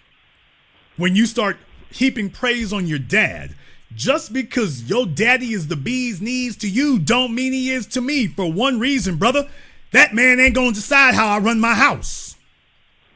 I don't give a damn what he does. I don't give a damn how, quote unquote, good and upstanding a citizen he is. He is not going to determine how I run my house at all. You might notice similarities between he and I, but I'm not looking to him for guidance. I already got my own program. I don't need to plug into his. Your daughter is over here ostensibly because she digs the program. She needs to get plugged into my program. She doesn't need to figure out how to stay plugged into yours. It's time to cut the umbilical cord. She's supposed to be figuring out how to get on my program. I'm not here to figure out how to replicate yours. Furthermore, you might not be a dude whose program I want to replicate. I might not want to replicate your program. Yeah, you might be a polite, upstanding citizen, but I might have drive, ambition, hustle. You was happy making $150,000 a year. I'm trying to make $10.5 million a year. We ain't going to the same destination. I can't run my program the way you did. I can't do it like you. So you cool and everything. And furthermore, I'm not going to spoil your daughter. We don't have spoiled princesses over here. We have warrior princesses over here. I eat what I kill. A chick gonna roll with me, she got to be able to hit the jungle. She doesn't have to be able to kill as much as I do or trap as much as me, but I don't have any room for kept princesses. You want to be a kept princess? Go grab that little simp nigga on his last leg. You over here with producers? Look here, get ready to hit the field. Cause that's what's gonna attract. That's what attracted me to you, is you knew how to hit the field. If you don't know how to do that, you need you need a nigga like your dad, a fellow who's just above average. Now that's what you need. And you go be happy with that. But the problem is when you all say she got a good relationship with her dad, that only counts if her father impresses you. Now, if you're impressed by her dad, you're like, wow, that's a stand-up dude. Well, okay, now that might make a factor, but even then it's not going to be the majority factor for me. So that's cute. That's great. That's wonderful. If her dad is weak and she has a great relationship with a weak man, that's not a plus. And if her dad is messed up and unreasonable and she has a great relationship with him, well, that's not a plus either. So what she thinks don't matter. What you think, that's what matters. Does that make sense? Absolutely. So right now, like I say, Absolutely. you're trying to make excuses and things like that, and I'm not here to tell you anything about the young woman except if she's got tattoos on her, you ignore those obvious warning signs at your own risk. Furthermore, where are her tattoos placed at? They're all over her arms. She has a sleeve? Yeah, pretty much. Yeah. Yeah, pretty much. So. Okay, does she have a sleeve on one arm or both arms? Both. Two of the yeah, both of them. How old is she? She's 20, either 23 or 24, I believe. Where did you meet her? At a bar. What?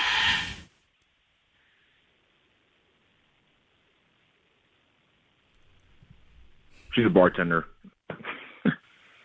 Damn!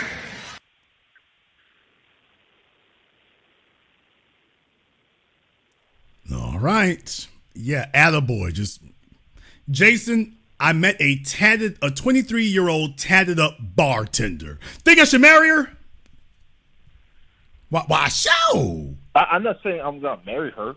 Jason, I met a 23-year-old tatted up bartender but she has a great relationship with her dad. Should I ask her out?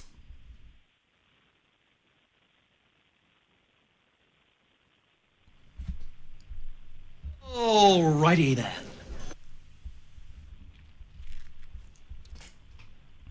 Yeah. Folks, these are the kind of questions in the 21st century we get. Jason, I mean, what warning signs? Let me ask you about that right there. Bruh, you don't know what to do. Does she have any kids? She has no kids now. Has she ever been married? I don't believe so. You don't believe so, but you haven't done your due diligence to make sure. She's 23 years old. I don't think she's ever been married.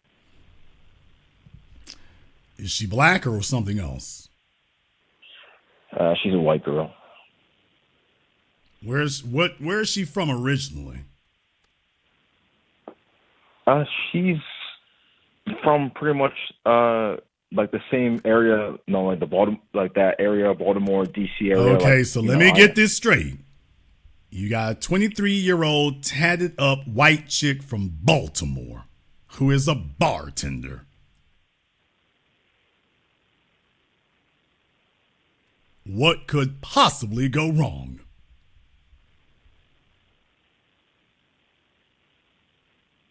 What in the world could possibly go wrong here?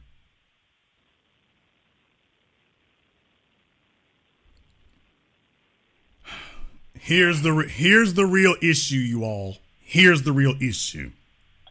How tall is she? She's a pretty, like, she's an in shape girl. She's like Okay, did I just ask you that? Now, did you all see? Now, he really just told on himself psychologically. He just told on himself. So I just want you all to understand. He told on himself. Sir, answer the question. How tall is she? About 5'6", somewhere around there. About 5'6", somewhere around there. And about how much do you think she weighs? She's a very petite, like a very in shape. She's very in shape. Yeah, there you go. I can't tell how much she weighs. There you go. But he was taking a look at them curves, and it's a white girl with some ass. So let me go ahead and do this. She doesn't have that. Sir, the point is, the first thing that I asked you how tall she was, and you didn't answer that question. Your mind took over and said, "Oh, she's in good shape." So in other words, you were physically impressed and attracted to her physically, to the point that even if somebody asked you how tall she is, you just bypassed that and went straight to, "Well, I like the way she was built." That's what I meant by you told on yourself. I didn't even ask you that. I didn't ask you how she was built. I asked you, how tall is she? And you went straight to how she was built. Yes, you just exposed what your priority is and what it was she did to get your attention, which is what I said the whole time. You just exposed it to the point that even if you're asked an irrelevant a question that is not germane to that, you just answer with how she looks. Oh, she built nice. She built right. I'm like, I know she is. She got you talking stupid. Yes. I'm sure she is. She's got you blinded. So you're sitting there looking at that, and when it's so obvious what the hell going on, it is very obvious. How long have you known this young woman? Probably around 9 months, something like that. Probably around 9 months. Yeah. And how long have you been dating her? I have not been dating her because I've been apprehensive to really. She introduced herself to me, right? Because I kept on going back to the same place, you know. She introduced herself to you. Yes, pretty much. Yeah, I could tell she liked me and stuff. Yeah, and so you know, and you don't. You're not really an outgoing, personable kind of guy. You keep to yourself. No. I'm a pretty social. I'm quite a social animal. Sir, you've been stumbling and stuttering on this phone since you got on it with me. No, I'm a social animal. When you go back, sir, when you go back and replay this phone call, because it will stay up on YouTube, when you go back and replay this phone call, you listen to the way you answered this phone. When I said caller from area code 410, you're on live with the business. You go back and listen to how much stammering and stuttering you were doing when you first got on. Take a look at how tortured it was for you to tell me what the issue was. Young man, I'm not guessing my way through this. No, I'm just quite unfamiliar with you. I mean, not unfamiliar. I thought you were a sociable person. I'm a social person, but, you know, I'm just, when I talk to people on you know, broadcasts like this, you know, I'm trying to not come up as, you know, seeming stupid or, you know. Okay, but that's you know, no different from me. So you're saying that it's harder for you to talk to somebody you cannot see on the phone than people that you meet face to face in person for the first time? No. Okay, thank you. Yeah, it really doesn't. No, it doesn't work that way. Just face the facts. Face the facts. There are a lot of sociable people in that bar. Why would she approach you? She liked the way I looked, I guess, pretty much. I guess. That's your first clue. As I just said, you're clueless.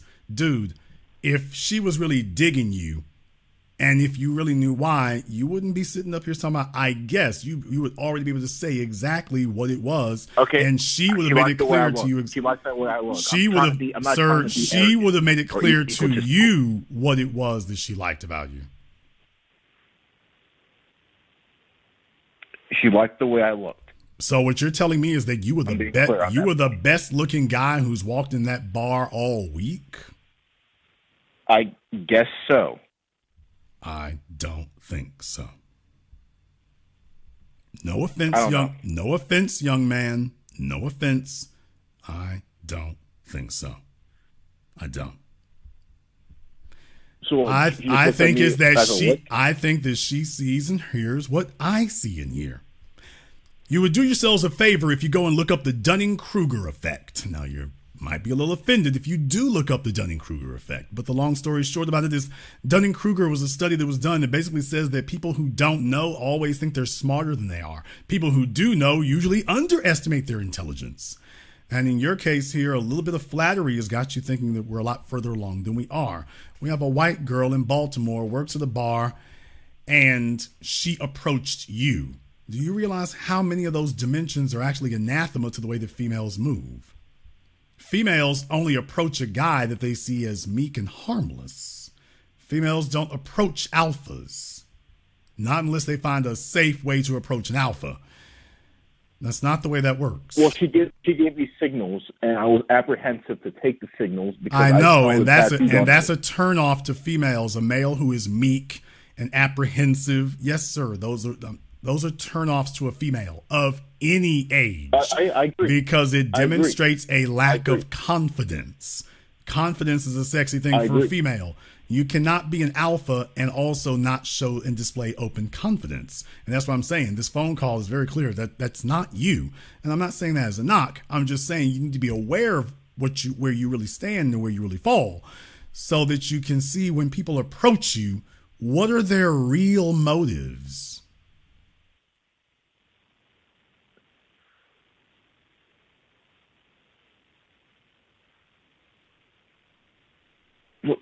Usually the girl, it's not a good sign when you have to kind of cold approach a girl. How tall? Let me find out here. Are you in college? Let me find out here. Are you in college? I graduated. Okay. Do you have any kids? Do you have any kids? No kids. Okay. How tall are you? I'm about 6'2", 6'3". There you go. 6'2", 6'3", soft spoken. I'm not soft.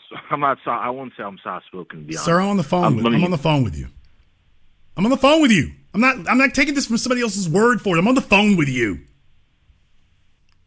I'm on the phone with you. I try to give as much respect to the host as I possibly can. I'm glad to hear that. But what I'm saying is that in an open room full of other males, that's where you're going to fall in the category, and that's where you're going to fall in the hierarchy. What I'm saying is black male, single, 6'2" or 6'3", so you're about to hide the Will Smith. And I'm just saying, yeah, she's like, yeah, this guy's going to let me lead. And that's exactly what you've done.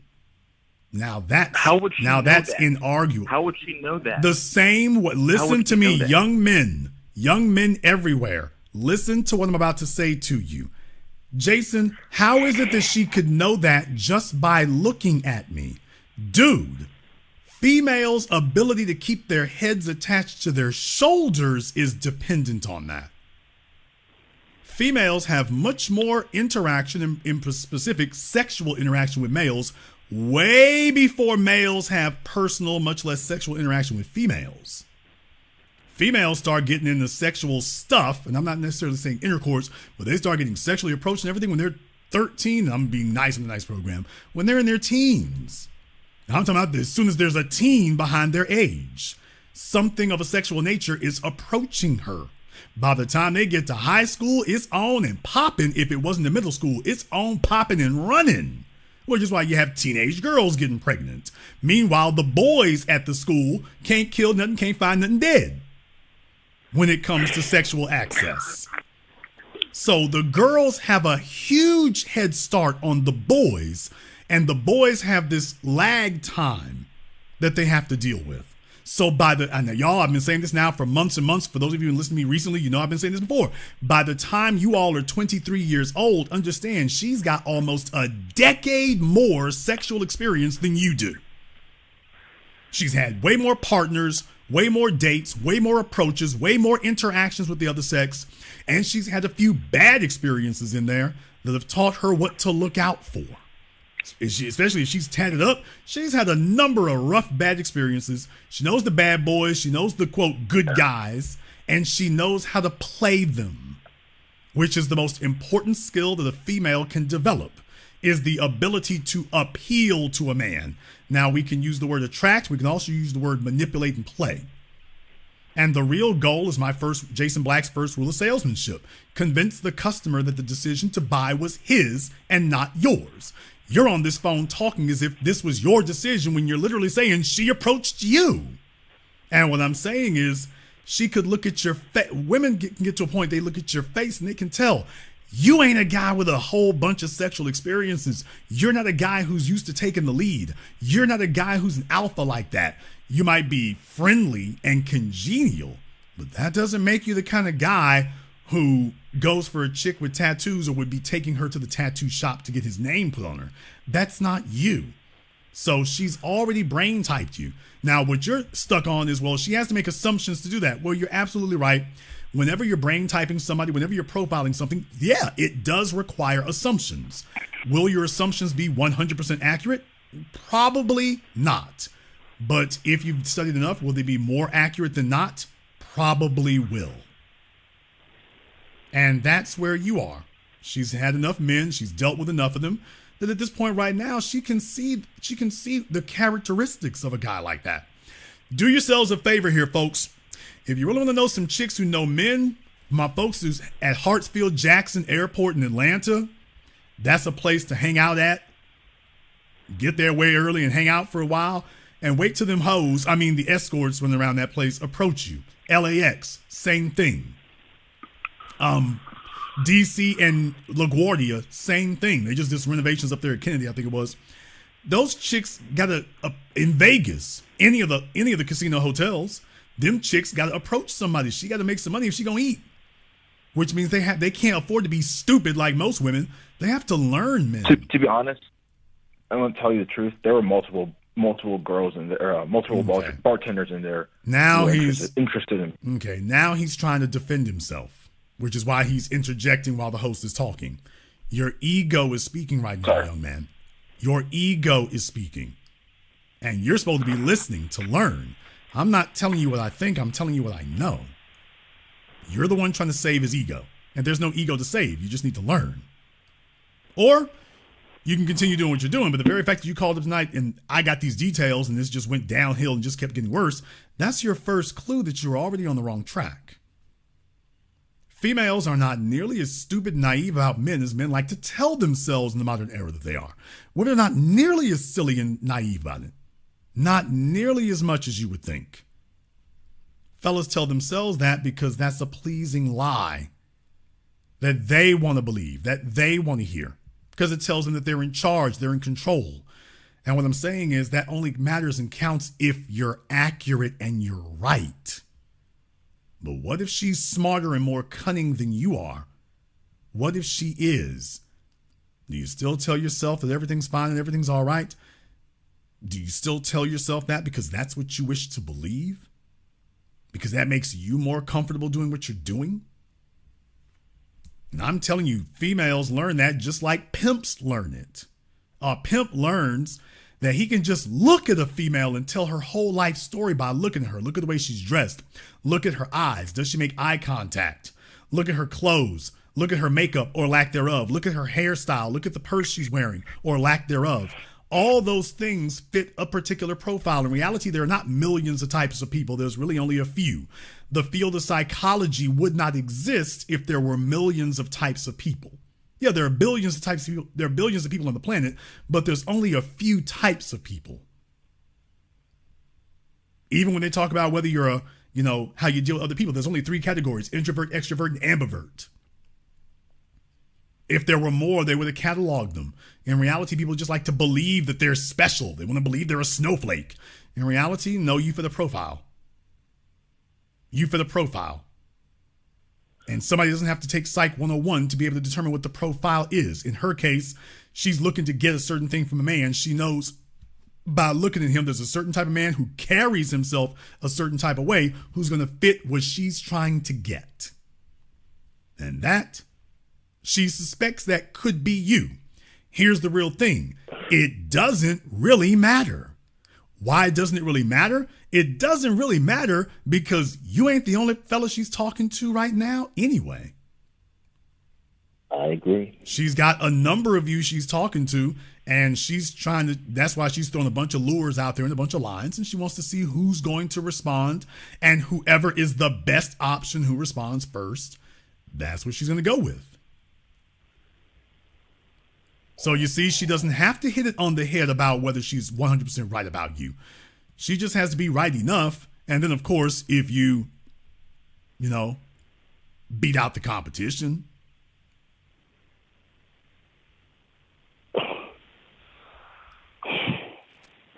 Yeah.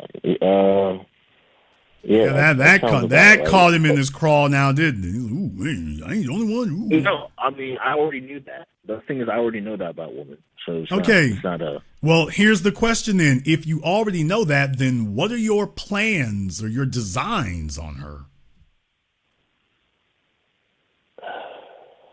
That's a good question.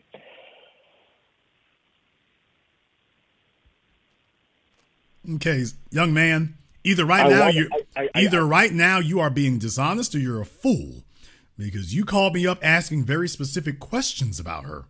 Now you're saying I don't know what my designs are. Well, then in that case, it doesn't make any sense to ask about it.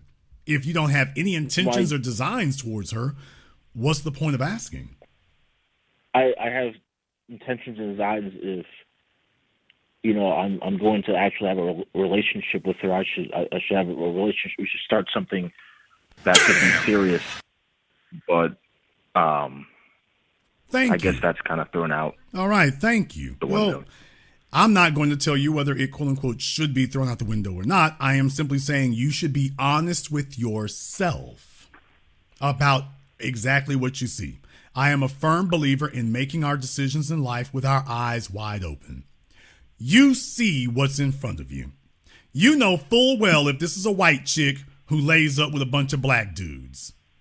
You know full damn well if she's the low-hanging fruit and you figured, ooh, it's my turn, and you just so struck and so, I'm just so good at this, when you know in reality it's just your turn. Now, you know full well if that's who she is. You know if that's what that is. So if you want to play this game with yourself, by all means, go ahead and do that, I guess. Go ahead and once you get dunked on a few times, maybe it'll register to you. But you recognize what she is, and you see what that is, and you know if she meets the characteristics of what I just described. And if you're trying to figure out have a relationship, it's like, okay, is she relationship material? I mean, you already know whether she's relationship material. And by relationship, that means what I said before.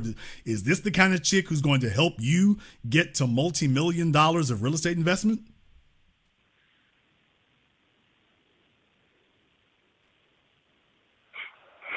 No, I don't know.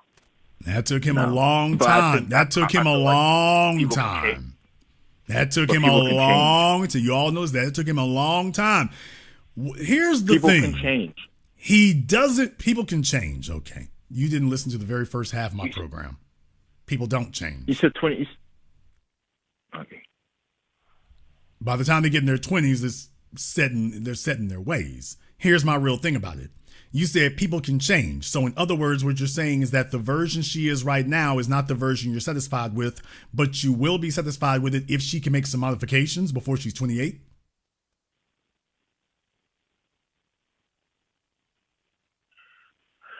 I think she's a nice person.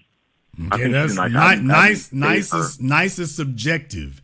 Do you think that she is capable of making wholesale changes to her personality within the next 5 to 7 years? What wholesale personality changes do you think she needs to make? There you go. There you go. And my whole point is, if you're getting with someone with the expectation that they need to become someone else, do you hear yourself? Jason, I'm willing to take her so long as she becomes someone other than who. I like her so much, I want her to change into something she isn't. Now, that's what you're saying the requisite is of you being happy with her. I would be perfectly happy with her if she can change. Now, think about if she said the same thing to you. Mr. Jason, I would be perfectly happy with him if he could change, if he can become someone different. But what did you just say? You don't like him the way he is. Oh, sure I do. Well, obviously you don't, because you're saying the only way I can be happy with him is if he changes.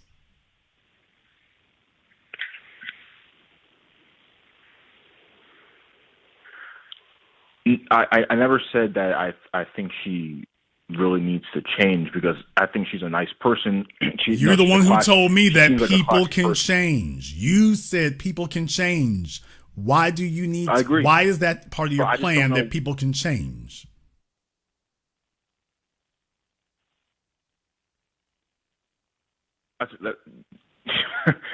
I'm saying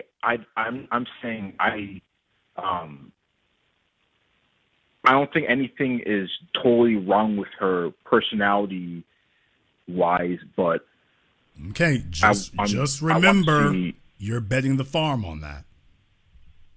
Just remember that.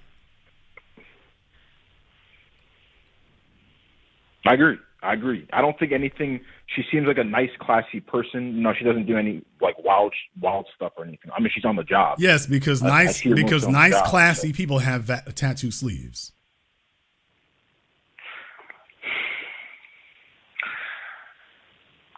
We live in a new world, man. Okay. Well, like I say, let me know how that turns out.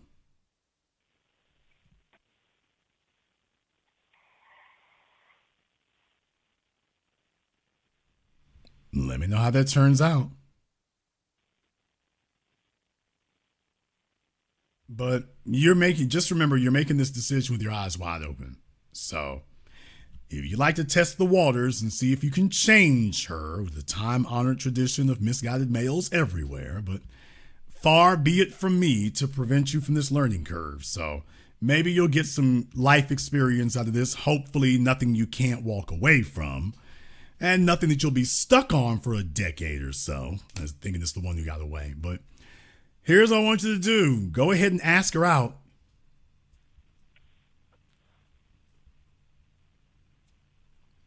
By the way, do you have a car? Yeah, I have a car. Yeah. What kind? Is it like a Toyota Camry? Alrighty then. 23-year-old white girl with a fit body. All right. Let me know how that goes. By the way, what year is your Camry? 2021. Okay. He overpaid. On top of everything else, he overpaid. All right, young man. Well, what I want you to do, what I want you to do, and I'm serious, I want you to ask her out. I want you to ask her out and see if you still feel the same way after you do.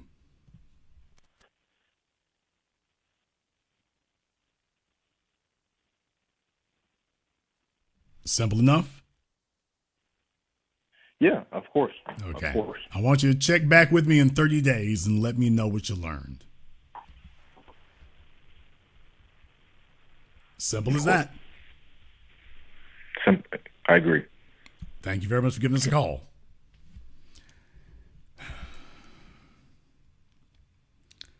Some folks just gotta learn for themselves, I guess. Just gotta learn for themselves. Boy, I'm telling you.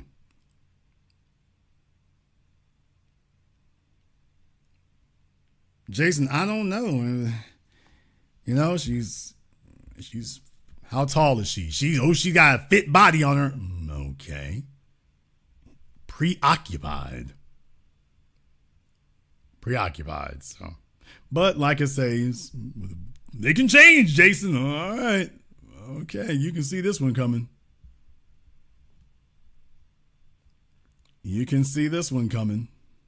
So, batten down the hatches. Caller from area code 347. You're on live with The Business. What's your name? Where you calling from? Hey, what's going on, brother Jason? This is Lex from Brooklyn. Lex from Brooklyn. What's on your mind? Nothing much, brother. Great broadcast as always, brother. I wanted to really highlight the young brother from that was just on the last call. If he's still listening, don't waste your time. Do not waste your time trying to change anybody. Jason is right.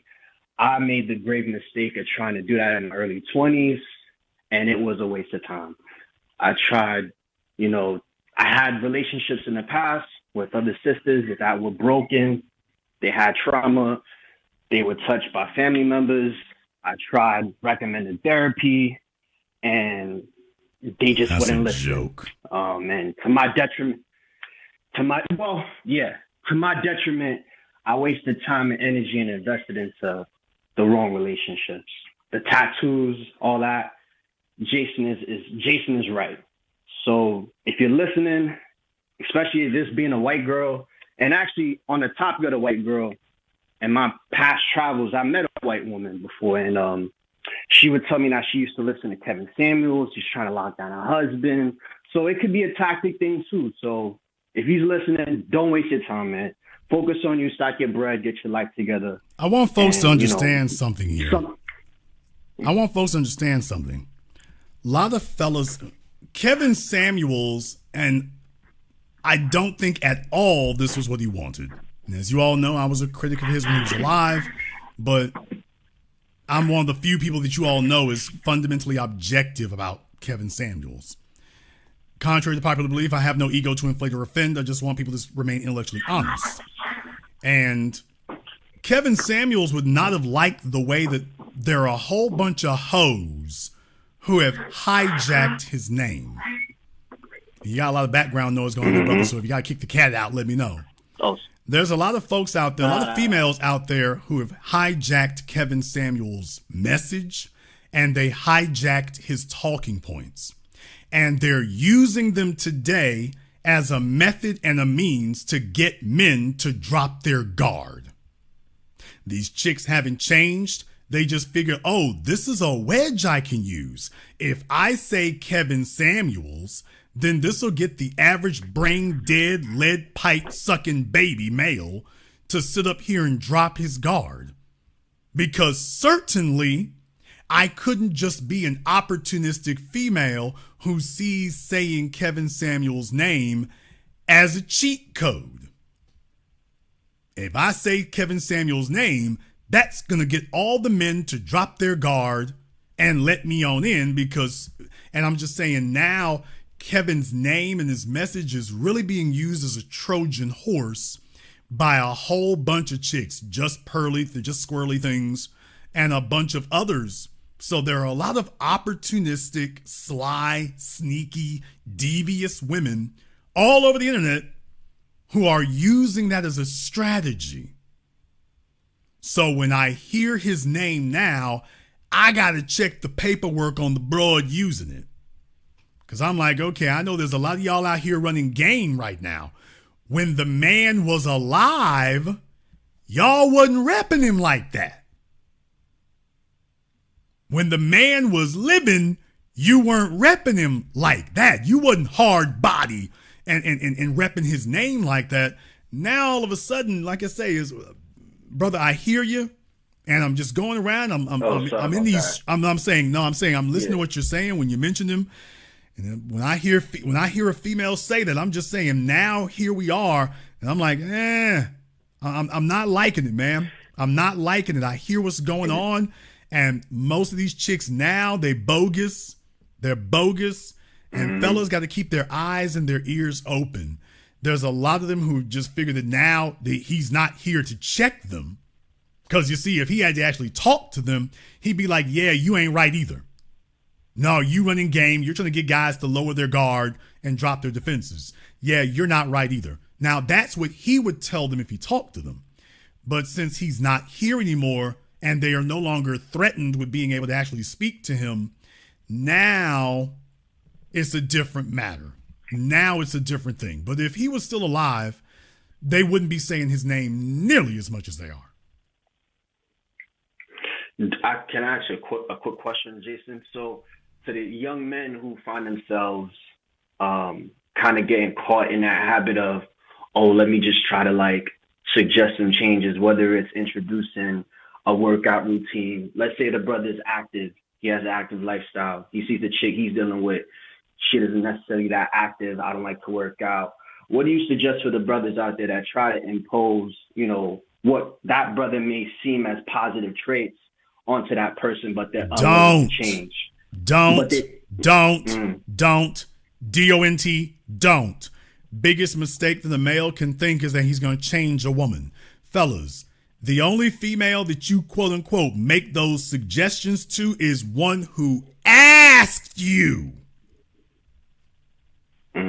Remember, if she's motivated, if you're the man she wants to be with, then here's what Rollo Tomasi and the rest of them don't understand about imprinting, because they don't get it.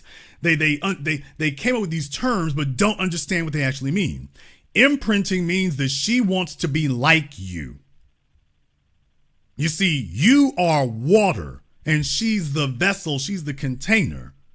So when you pour yourself into her, she's supposed to take whatever shape that is. It's actually backwards there. You're the vessel, she's the water. You're the vessel, she's the water. If she pours into you, she's supposed to take on your shape, because she wants to be like you. You see, that's the difference right there. You can be $1 million simp. You can be a 6-figure or a 7-figure or an 8-figure simp. Plenty of them. The difference is you're just a guy that the female wants to separate from his resources. So in other words, it's like a bank heist without having to bring a gun. If a female desires you, she wants the whole damn package. She's like, yeah, the money is nice, but are you coming with it? Because if I don't get you with the money, I don't get the status. The status is more important than anything. So you see, if the money doesn't come with you, I don't want it. The bag only has the value of the man. Otherwise, she tries to figure out how to separate the two of you. So you can be $1 million simp, and all she's really going to do is take advantage of it if it's available to be taken advantage of. If it's available. Fellas got to keep their heads on straight about that and recognize whether or not, is that really what she's here for? What did she come for? Did she come to come up and get a grip?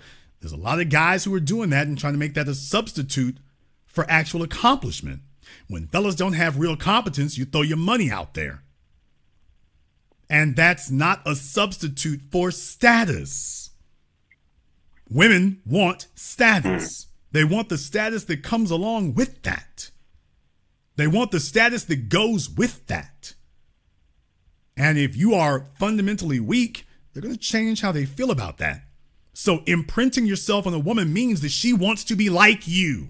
I made this analogy here before. Not analogy, I made this example before. When a woman likes you, she smiles while she's driving the car you bought. But when a woman really loves you, she wants to drive your car. I got nothing but full-size SUVs. All my girlfriends want to drive those. Even when I bought newer vehicles, they like the newer ones, but every once in a while they grab my damn key fob.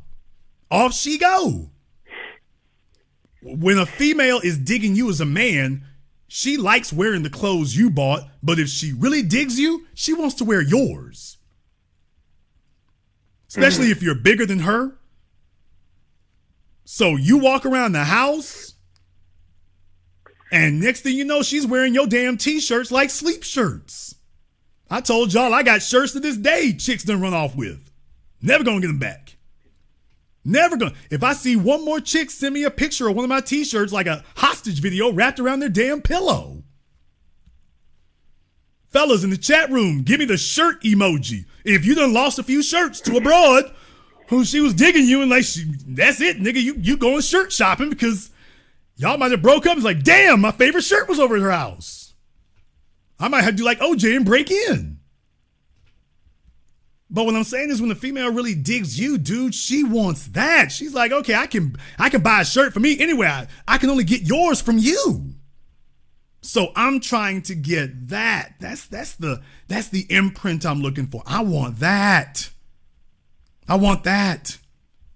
So when a female is imprinted by you, when she sees that you work out and you keep staying up to code, she wants to start doing that. That's in her. First of all, it's already in her. If it's not already in her, it's not going to help for you to tell her she needs to do X, Y, Z. If she approaches you like that, now you can go ahead and start doing some things in that direction. And even then, she's got to take the lead. She got to get up every day and do that herself. That's not something you're supposed to stay on her ass about. She's supposed to get up every day and do that herself. So I would say to you, absolutely not. If you have to suggest it, it ain't going to work. If she's already pretty good or she's already lived, if you want a female who prioritizes that, get a female who prioritizes that before she met you. You know why? Because you know you ain't never going to fight with her about doing that. And you're not going to have to remind her to stay diligent and make that a priority. That was already what she was doing. Fellas sit up here and go try to find a damn fixer-upper. Well, she's all right if I can get her motivated to do more. Dude, she wasn't motivated for 10 years before she met you. As far as she's concerned, what I brought was good enough to get you. Why do I have to remember I said about changing? How you going to tell her she has to change? She's like, nigga, it was good enough to get you? Okay, you don't like it, but you've been gripping them hips all this time. That didn't stop you from doing that. So fellas got to understand how they moving and the message you're really sending. If you want a hard body chick, my suggestion is you get a hard body chick. If you want a chick who's already fit and good to go, get one who's fit and good to go. If you want a chick who values going to the gym, get a chick who values going to the gym. That means she's already there. And because if you don't, your only other option is hopefully you're a magnetic enough personality and she desires to emulate that because that is a part of you. But that's a roundabout way of doing it. I don't really think that's the best way of doing it. That's a roundabout way. Fellas need to just take this stuff seriously when they first hear it. When you first meet a chick and she tells you, when you ask her whether she likes working out, this, that, and the other, man, you know full well if she's in the shape she needs to be. If she tells you she goes to the gym 4 days a week and you're looking like, okay, do I see 4 days a week? Take it for what it is. Stop telling yourself that it'll get better. Take it for what it is. To all my chicks in the chat room, by the way, a nice program here. All my fitness chicks in the chat room tonight. All my fitness chicks. Give me the bicycle emoji in the chat room for all my chicks who go to the gym at least 3 days a week. If you're a chick who goes to the gym and you're a fitness trainer, give me the bicycle emoji and the diamond emoji together.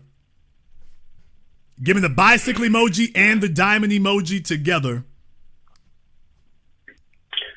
Brother Jason, before I land my plane, I also just wanted you to touch a little bit more on the earlier in your broadcast about if the woman essentially has like some sort of mental issue. When you mentioned that she, Janine, whoever Jeezy's ex-wife is about to be, when you mentioned that she had some sexual history or some sexual trauma and that, you know, that was just already a red flag, but that might have been more announced later on in the relationship. How do you suggest brothers moving or kind of just like maneuver in that situation? Maybe it wasn't privy to you that she's carrying all this trauma and then she drops a bombshell on you.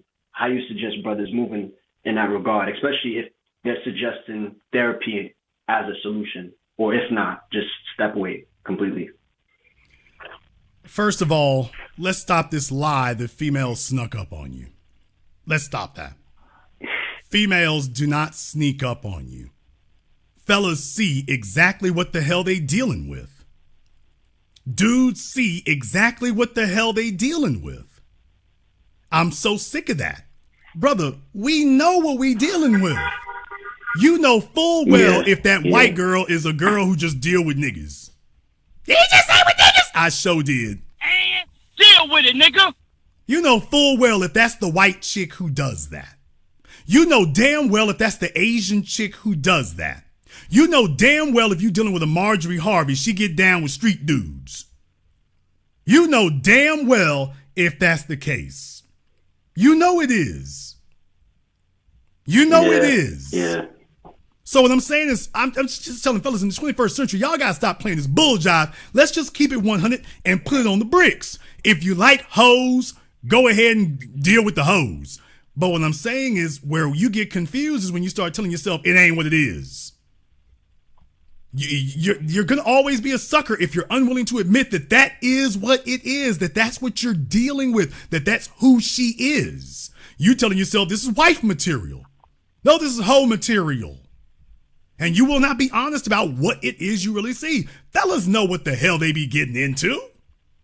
You know damn well if she was a stupid bimbo. You know damn well, like the fellow who just called in, you know damn well if your real lure was, look, she got a badass body on her, Jason. Okay, I'm not begrudging you snuggling up to the broad. I'm not begrudging you that. What I'm saying is stop pretending it's something else. Stop pretending it's something else. Because you know that's not what it is. You know full well all you really want to do is get next to the broad. All you want to do is get next to her. If that's what you want to do, what I'm saying is you got to keep it pimptastic.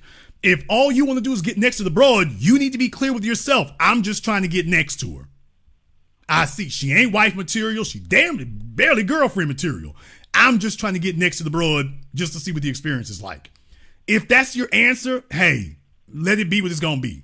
But be clear with yourself, because otherwise you're going in talking about, I'm going to make a girlfriend at her, when that's not even really what you want. Now you're going to pursue the girlfriend angle because you told yourself that's what she needs to be. Because you refuse to be honest about what she was, she's going to start getting you confused that, you know what, I can be more than a jump off. Well, maybe you can. People can change. And there's where you go. Look, dudes know what they get into. You know full damn well if you're dealing with a bushika.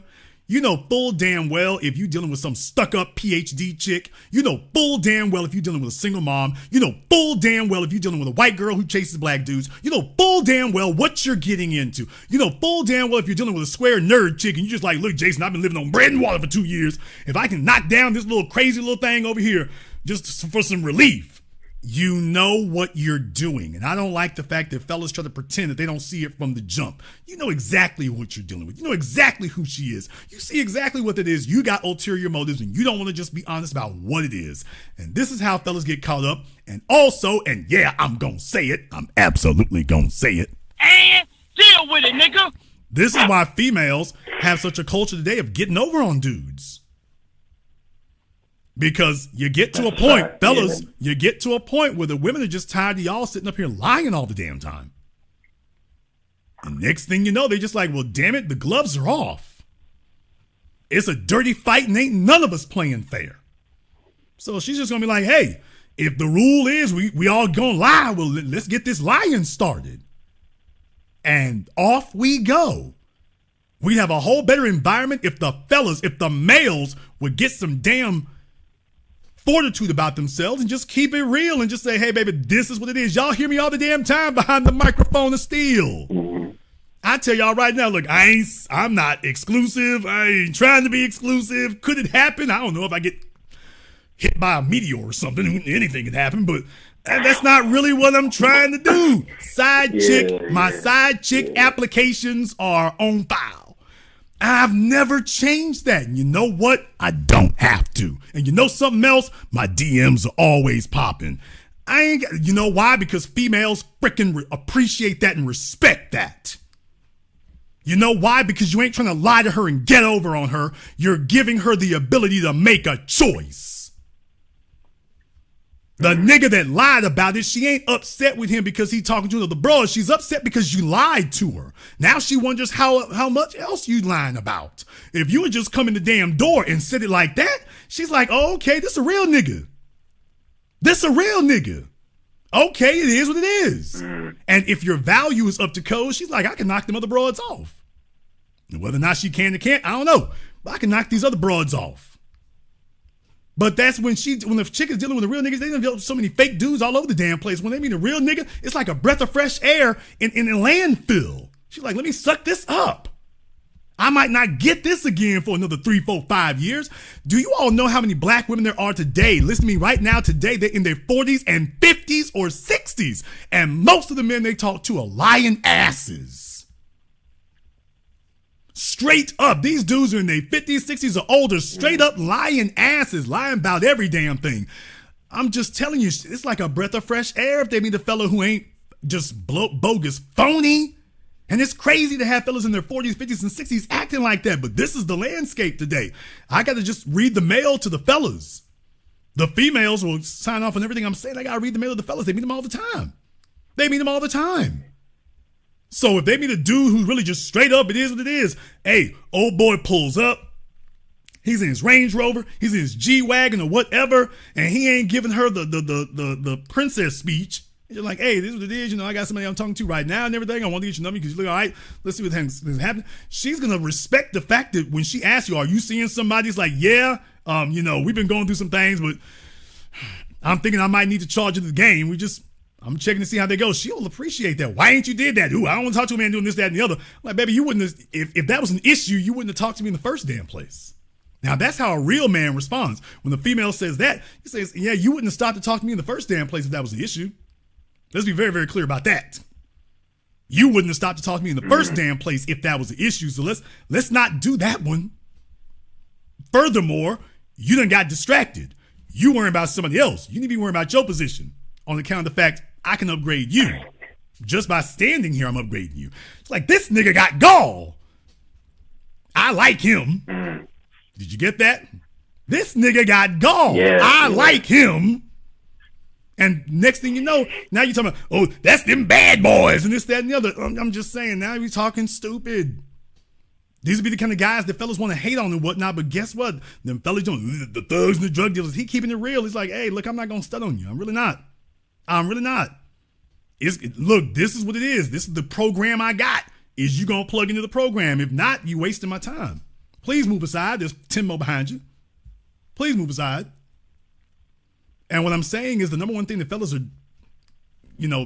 underestimating today is the fact that women don't like being lied to.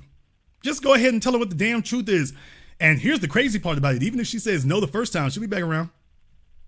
If your value is up to par, she's going to be back around. But the other thing is you should never be so desperate to get one chick. That's another problem. You should never sit up here and say, I got to get that one. Nigga, why? But Brother Jason, you could say it's coming from a scarcity mindset. I mean, that's just the landscape of today. Like, well, I mean, but most males today are in a drought. Most males today are desperate. Most males today are just trying to get in where they fit in. Most males today don't have a damn clue. And most females can see it. She can see if you're fake and phony. She can see if you're pretending to be something you're not. There's a bunch of dudes out there today driving expensive cars thinking that it camouflages their lack of confidence. Here's the problem, nigga. You got to get out that car at some point. At some point, you got to get out of that car. And when you do, everything's going to be clear that you and the car don't match. Now, that's going to be the problem. When you get out that car and she sees that you and that car don't match. That car is the picture of confidence, but you aren't. You just think you're going to wear it like a jersey. And that's when the chicks are like, oh, we see you. So I'm a firm believer, man, just keep it real, keep it straight. She's going to change the way she deals with the world and life if your value is where it's supposed to be. You ain't going to have to pull, tug, or anything else. She's trying to prove to you that she should keep her spot. And that's the reason why a man has to make it clear. I didn't say you have to have them, but you need to make it clear to a woman that, yeah, I got options. And having options doesn't just mean, she can look at you and see that. Having options means that every once in a while there's a female just in proximity, just so she knows that, by the way, just in case you get any thoughts in your head that if you don't show up tonight, everything's derailed, just in case that ever floats through your little puny brain. Don't get too big on yourself. And by the way, women respect that too. A woman respects a man who takes what he wants. If a woman has to approach you, it better be because you were doing something really magnetic. And if she does approach you, it ain't supposed to be but one damn conversation. Now, there's the other part about it. It ain't supposed to be just but one damn conversation. That's it. If you got to have 5 and 6 and 10 and 12 conversations before she knows what the agenda is, you ain't got an agenda. A female appreciates and respects a man who's got a damn agenda. So she knows whether or not we need to continue this conversation because you know what you're doing. You're respecting her time. If all you want is sex, then the conversation needs to make that clear at some point on the first conversation. Because here's the thing. She knows if she gonna have sex with you from the first minute she talks to you. Once again, this is basic female psychology. You all have heard this for years and years, but men don't act like it. A woman, stop trying to circumvent the damn secretary. If a woman's going to have sex with you, she already knows that within the first 60 seconds she's talked to you. All that faking and jiving and going around the circuit you're doing, all that's going to risk doing is offending her. Because now she's like, okay, you're trying to finagle it to it. She's like, I already know if I'm going to do it. The only thing you're going to do right now is talk yourself out of it by trying to be something you're not and insulting my intelligence. And that's why most dudes are in a drought. They listen to pickup artists and they listen to the Red Pill and they listen to Rolo. And then they walk up to a female and they're corny as hell. Because you're not yourself. You're not real. They want to go to the gym and work out. I've seen more dudes go to the gym and work out. Some of them taking steroids. Okay, dude, but as soon as you open your mouth, she's going to see that, the body and the personality don't match. You're just a really awkward dude who goes to the gym. Just like there's a bunch of awkward females who go to the gym. And what you want to do is be real and have a real personality. So if all you want, that's why I say, fellas, kill me with this stuff. And by the way, you never heard Fresh and Misfit or the rest of the Red Pill rejects talk about this stuff. Yeah, because they don't know. If a chick wants to have sex with you, you ain't got to beat around the bushes about it. That don't mean you walk up to her, hey, what you doing tonight with them draws? That's not, no. What I'm saying is that she wants to know that what your level of interest is. Although some females you can do that with, but she wants to know what your level of interest is. But the bottom line is, if that's all you want, if she's good with it, she's good with it when she first talked to you. It doesn't take a whole lot of arm wrestling. It doesn't require that. If it does, Houston, we have a problem. So if we want sex, you can do that. Just be straight up. If you can't be straight up, that's because you're afraid that the sexual attractiveness is not there. If you're afraid that the attractiveness is not there, yeah, you beating around the bush. The fella sitting up here talking about this chick at the bar. I'm like, dude, are you serious? She got tattoos up and down her arms. Somebody should. I'm not saying he should have laid up with her, but I'm just saying, can't you see she good to go already? What are we doing talking? If that's all you want. That's why I said, dude, you soft-spoken, you're recessive, you shy, you meek. I know you are because from the moment you got on the phone, it's obvious you're just trying to get near the broad. Fine, but you ain't acting like it. You ask me if it's okay to. And that she sees that. So she's talking to you and 7 other dudes and you're at the bottom of that list. But she wants to keep you interested because women know to keep a beta around because betas bring funds without demanding sex. Betas bring resources without demanding sex or submission. And that's why females always keep beta orbiters around them because they give up resources without extracting anything in return. It's free money. It's free attention. It's free gifts. It's free everything. And women know this. Every single woman in this chat room knows, yeah. And they got some betas they keep around because that's what women do. Fellas need to make it harder. Need to make it a lot harder because they're messing up things for everybody else in that regard. At least they're messing up things for themselves. But just understand if whatever the agenda is, a female is looking to acclimate to that. She's looking for the right man. She's looking to get with your program and she's going to make the changes in her life because she is competing for you. Men compete for resources and status. Women compete to be with a man with resources and status. She competes to be what he wants. Simple as that. I'll let you have the last one. I appreciate everything, Jason. Yeah, brother Jason, I appreciate everything. Fire broadcast tonight. To that young brother, definitely take some of this advice, some of this game. You know, Jason's been shooting it out for years, man. But be one. Wish you all the best, brother Jason. Thank you. Thank you very much for this call tonight here. Yeah, I mean, it really isn't rocket science here. Fellas know what they're getting into. Fellas know what they're dealing with. Look, if you're dealing with hoes, if that's all you want, fellas, just be straight up about it. Okay, we're dealing with hoes. No need to beat around the bush. But then again, you shouldn't have any complaints either because there's too many females out there giving up sex on a whim for that to be a damn complaint. The real issue is most of these guys today are too lame to even get the hoes to respond.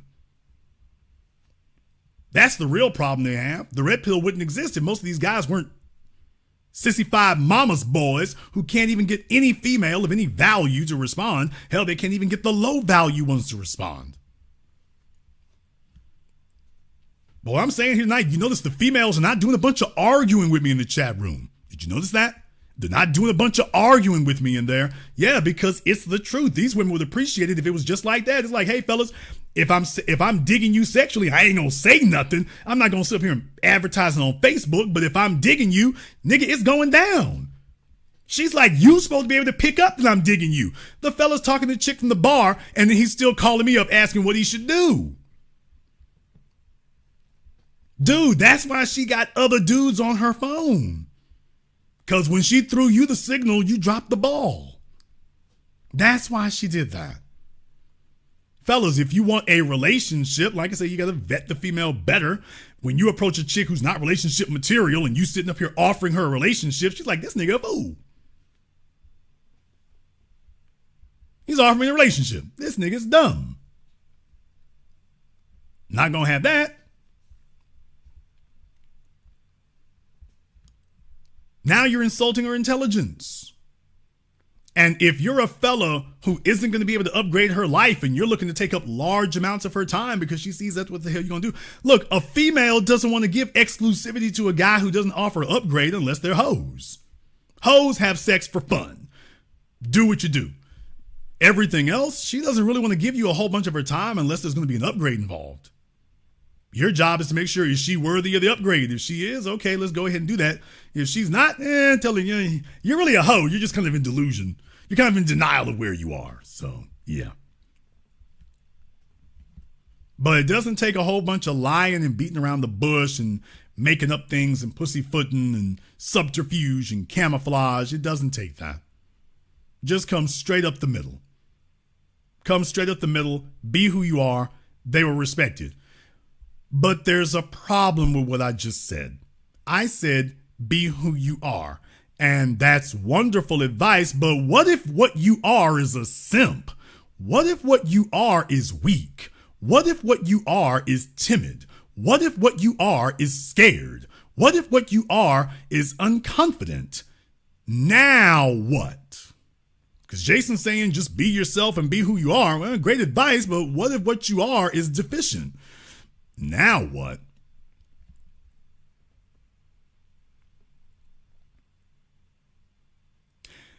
Keep your heads on straight, people.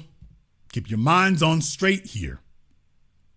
Once again, Jason, what do you say about the Jeezy situation as far as the divorce? If Jeezy were to ask me, should he divorce her, my advice to him would be precisely the same as my advice to everyone. My advice, I'm not going to tell you to divorce that woman because I believe if somebody tells you to leave the person that you're with, if they ain't going to snuggle up with you, they don't need to be telling you to leave them. I'm a firm believer in that. Unless somebody is doing something to the children. Now, if somebody's doing something to the children, you have my permission to get up and leave. Everything else, don't ask me for that because I'm not going to tell you to do that. What I am going to say is, A, if you're in for a penny, you're in for a pound. If you're in for a penny, you're in for a pound. So just recognize if you do choose a chick and she's got issues and you two are a mismatch, but you color struck or you chasing something different, you clout chasing, or you think you're going to sit up here, and color chase. Okay. Just remember, you got to take that and everything that comes with it. You're going to have to take that and everything that comes with it. Right now, this chick is 44 years old, and you're getting ready to send her back into the sexual marketplace as an Asian female in America with a kid by Jeezy?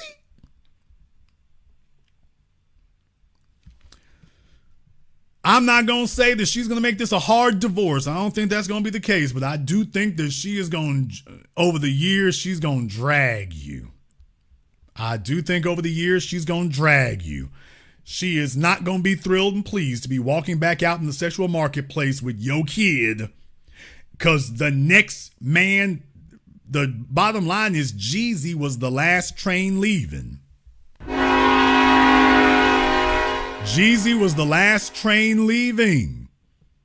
If you're going to get a multi-millionaire, this was it. If you're like, hey, look, my requisite is a man with the bag. Baby, this was it. This was it. This is it. He's not looking. Ain't nobody else sitting up here looking, trying to figure out how to take care of Jeezy's kids.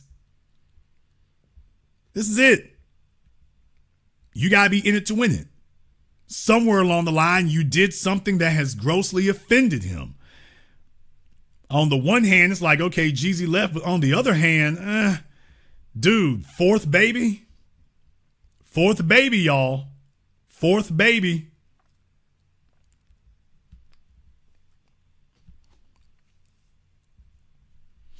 My folks just taught me, don't start something you can't finish. There's a lesson in this for a lot of y'all. A lot of you in your relationships, you are mismatched.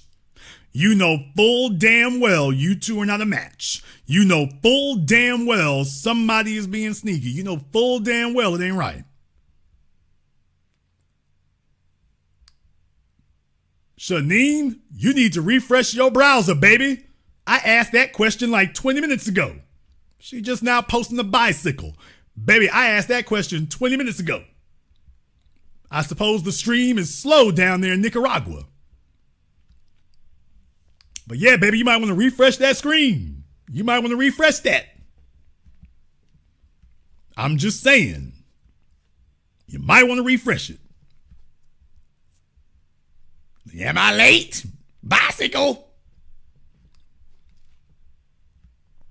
Although I am glad to see that we have so many females in here tonight who got their bicycles and their diamonds. I didn't know we had so many trainers sitting around here or whatnot. Hell. Might have to put some of y'all to work. We'll see. Some of these other chicks here. Where the hell is Icy Kitty? Been trying to keep up with her. All right. Well, like I say, folks, I want to go ahead and touch on that. Lessons will be learned here. I'm not condemning anybody, but this is a teaching moment tonight. This is a teaching moment. I want to thank everyone who's tuned in tonight's program. If you are new here to the business, welcome to the program that all your favorite YouTubers love to hate watch. Click that red subscribe button. Click that yellow notification bell. Join us each and every time that we're here. If you haven't joined our Patreon, the link is in the description. You definitely want to go ahead and check that out as well. We'll be doing it here tomorrow, as we do every Saturday, 12 noon Central Time. So you're definitely invited to go ahead and join us from there as well. I want to thank all of you for joining us on tonight's program. Thank you for watching live or recorded. Thank you for liking, subscribing, and sharing. Thank you to everyone who has contributed to the program on CashApp, Super Chat, Venmo. My man Black Voltron has been on the set as always. Serenity. Does Serenity have a bicycle and a diamond next to her name too? I don't believe you. You need more people. Project Leroy J0912. Famously Blacker and everybody else here, thank you very much for your support, Mr. SF Black. And this concludes this broadcast of The Business. I am your host, your brother, your humble servant, Mr. Jason Black. And until next time, my brothers and my sisters from around the world, remember, handle your business or your business will handle you.